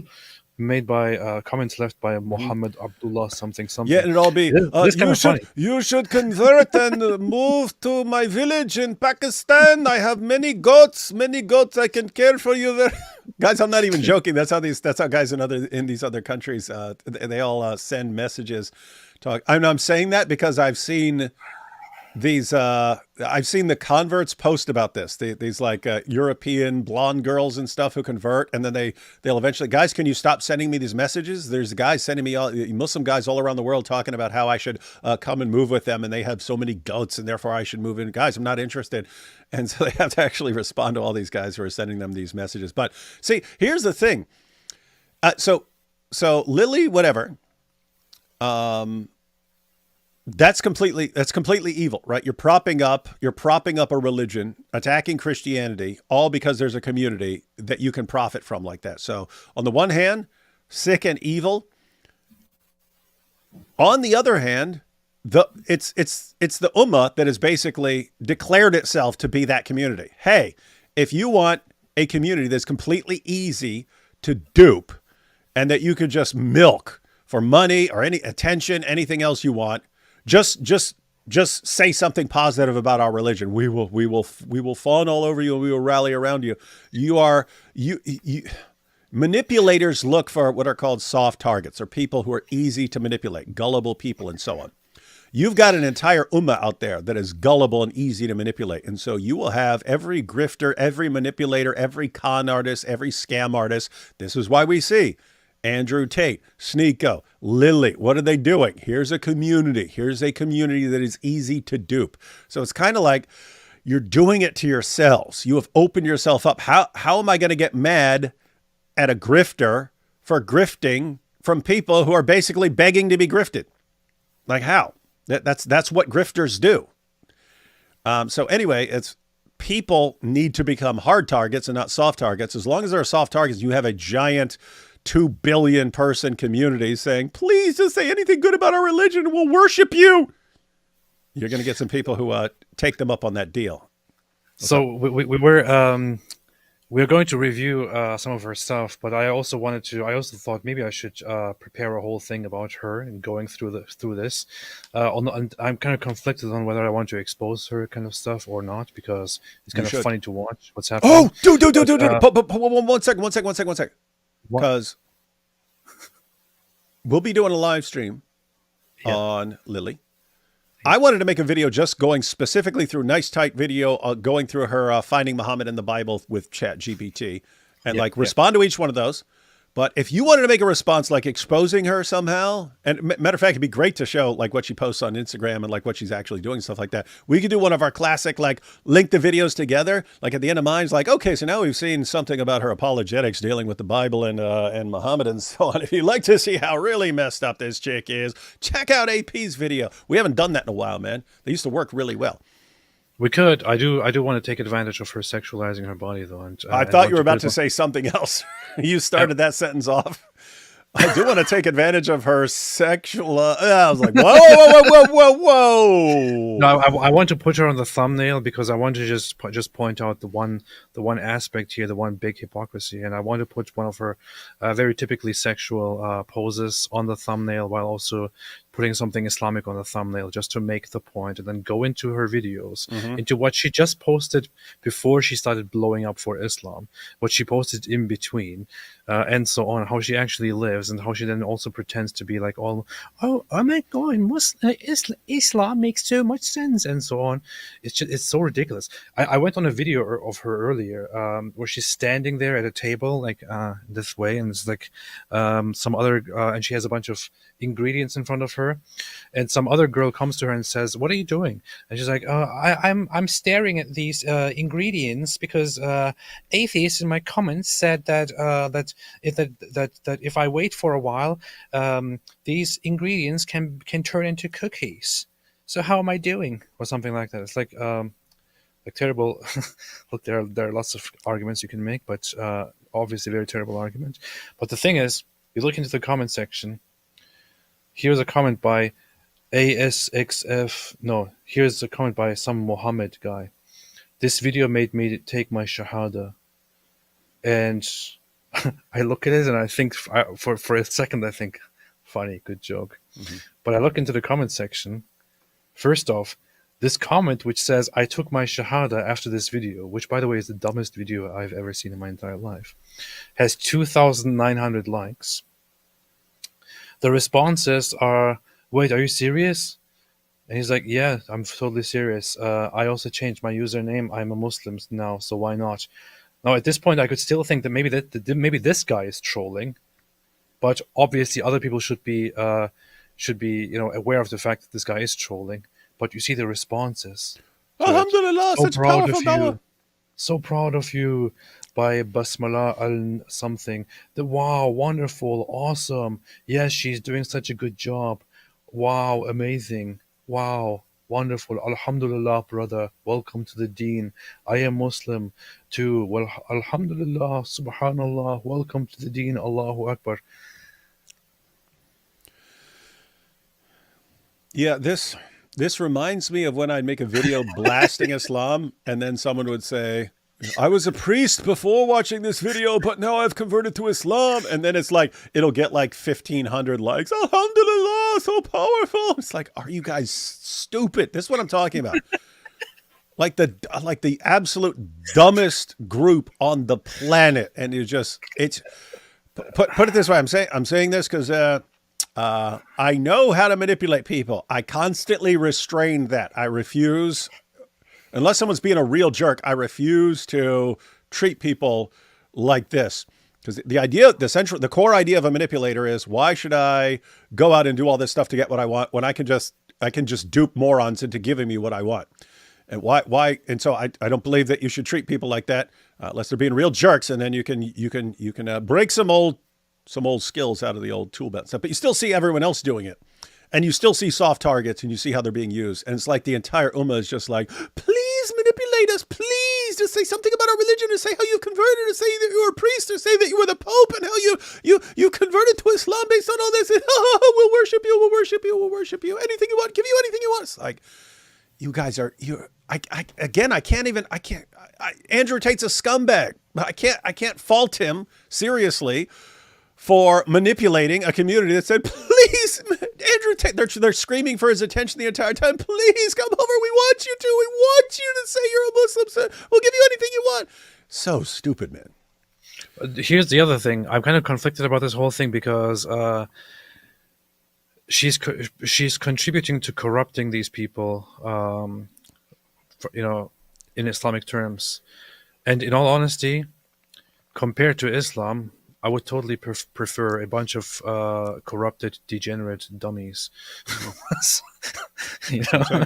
You bring it on So yourselves, much- and they bring it on themselves, and they're destroying their own. They're destroying the Ummah while thinking that she's I here. would helping them. rather have a society of bunch of corrupted, dummy idiots, morons that are just a bunch of completely harmless degenerates than having an Islamic society. So should I just sit here and watch it happen? You know, conflicted. Yeah, I'm for. Here's what I'm for. Everyone, this is the overall strategy, right? This is the overall strategy.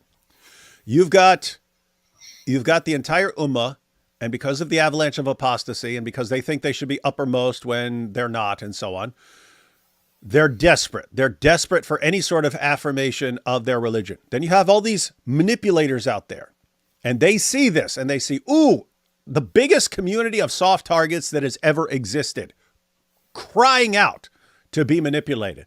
And how can we use this to get what we want? And they do it. They do it. So they do it. So here's the overall strategy when you have that dynamic. A ton of people begging to be manipulated, and you have out around the world manipulators who would love to take advantage of them. What you do is, new manipulator comes along and starts grifting them, and they all rally around that person. Let that person become very popular, then destroy it. Then destroy everything the person is doing. Destroy what the person is doing, and so on. Expose the person, humiliate the person. Eventually, they will abandon the person when it becomes too much of an embarrassment. But guess what? Then the next person's going to come in. The next grifter is going to come in. Let that person build up some popularity, then tear it all down. Tear everything the person did down. Keep doing this. The Ummah is going to get weaker and weaker and weaker and weaker and weaker because they keep falling for every grift. And every time they fall for something, and then you come in after someone gets really, really popular and you expose the person, the Ummah over time, it takes them a long time to learn. But one of the things that can help them learn is, I fell for this, and it turned out to be complete idiotic nonsense. Then I fell for this, and it turned out to be complete idiotic nonsense. Then I fell for this, and it turned out to be complete idiotic nonsense. What else am I? There's a light switch moment where it's, what else have I fallen for?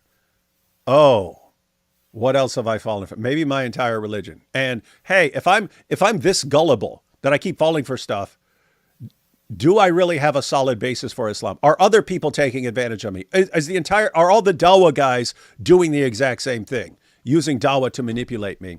It takes a while. So the fortunate thing about this entire community of gullible people begging to be manipulated, and a ton of grifters and narcissists and psychopaths and so on who want to take advantage of them, is that even though it takes a long time, you have everything you need there. Everything you need to ultimately show them what's going on here. It's all there. Just got to be relentless in going after it. All right, a few more super chats. And AP, if you want that AP Chesterton photo, it's my newest community post. Hey, AP, you should grab that. It's a very easy tweet. And just post that picture with AP Chesterton. And that will do well, especially with Chesterton fans. The Muslims are coming for Japan now. Little do they know the kamikaze spirit has been alive and well since World War II. That's the other Don't thing. mess with the Japanese. The Japanese are very, very. They're not really afraid of just saying, "Hey, this is our country. F off." Yeah, that's the interesting thing about places that have different values, is they're going to react differently to Islam. And interestingly, a lot of Muslims understand this, right? They understand difference. That's why they don't complain about China nearly as much as they'll complain about anything, right? I mean, think they're being put into Muslims are being put into actual concentration camps in China, and you hear almost nothing about it. Why? Because they know it won't work against them. They know, oh, look, you're oppressing us, won't work against them. And so they don't even try it. Instead, they'll just whine to people who can be taken advantage of as far as people who have sympathy and empathy in these situations. Oh, are you being oppressed? We'll do everything to you want. Go ahead, take our 12-year-old girls as long as we don't hurt your feelings. British Fever says, can you do a show on Alex Rudakubana, please? That's that guy who killed his kids. Britain's child killer got 52 years after killing children. He had Al-Qaeda manual and went mosque, but jihadis say he was Christian. Yeah, they say the people who attacked Hatun at Speaker's Corner were Christian too.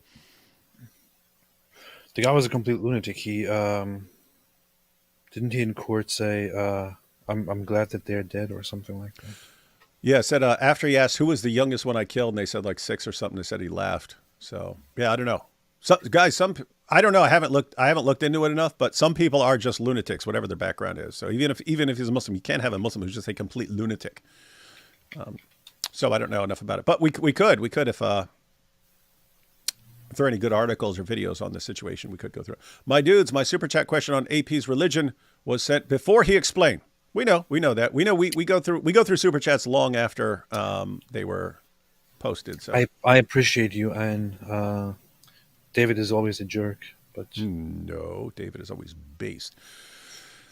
There's a fine line between being a jerk and being based. If religion is on the ID card, you could really target specific people based on their religion, like these guys in Amsterdam did months ago. Mo Hijab thinks Elon is targeting him. That's funny. I want to revisit that and go through some posts, but you got to wait till Hijab flips out again. That's what a narcissist does. I want attention. I want attention. I want attention. I want attention. I want attention. Always good show. Machain. Very rude. Very rude. Very rude. No comment there. Ya Muslim. It's such a funny little Ya Muslim.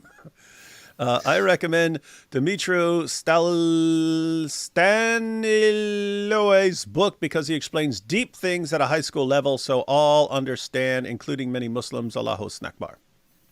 Not familiar with that. Me, man, a few words. Stay away from Islam. Be decent. It's a good idea. And we have one way of taking the Lord's name in vain is cursing. More important is talking about God and Jesus in a style to make you look good. Virtue signaling. Yes, AP, stop all the virtue signaling. yeah. And AP converting to Judaism would be kind of funny. Yeah, I've said that in the past, that AP going from Islam to atheism to agnosticism to Judaism and then to Christianity would be funny because he would have been everything, basically. You could toss in something like Hinduism or something. It would be kind of weird if he converted to Hinduism or something like that, but would be kind of funny. I think a lot of Dawa guys would lose their minds. Be funny. All right, everyone. we had a ton. We went through a ton of super chats today. That was cool. But yeah, so guys, it's weird to even have the need on this planet in the 21st century to be talking about Hitler and Christianity. But these are the times we live in. What we were saying about the Ummah and grifting, that there are people who see soft targets and want to manipulate them. That's not just going on with the Ummah. That's going on with people all over the place. And there are grifters. There are grifters who are, hey, here are people who are uncomfortable with things going. Let's convince them that Hitler's okay. Here's a good.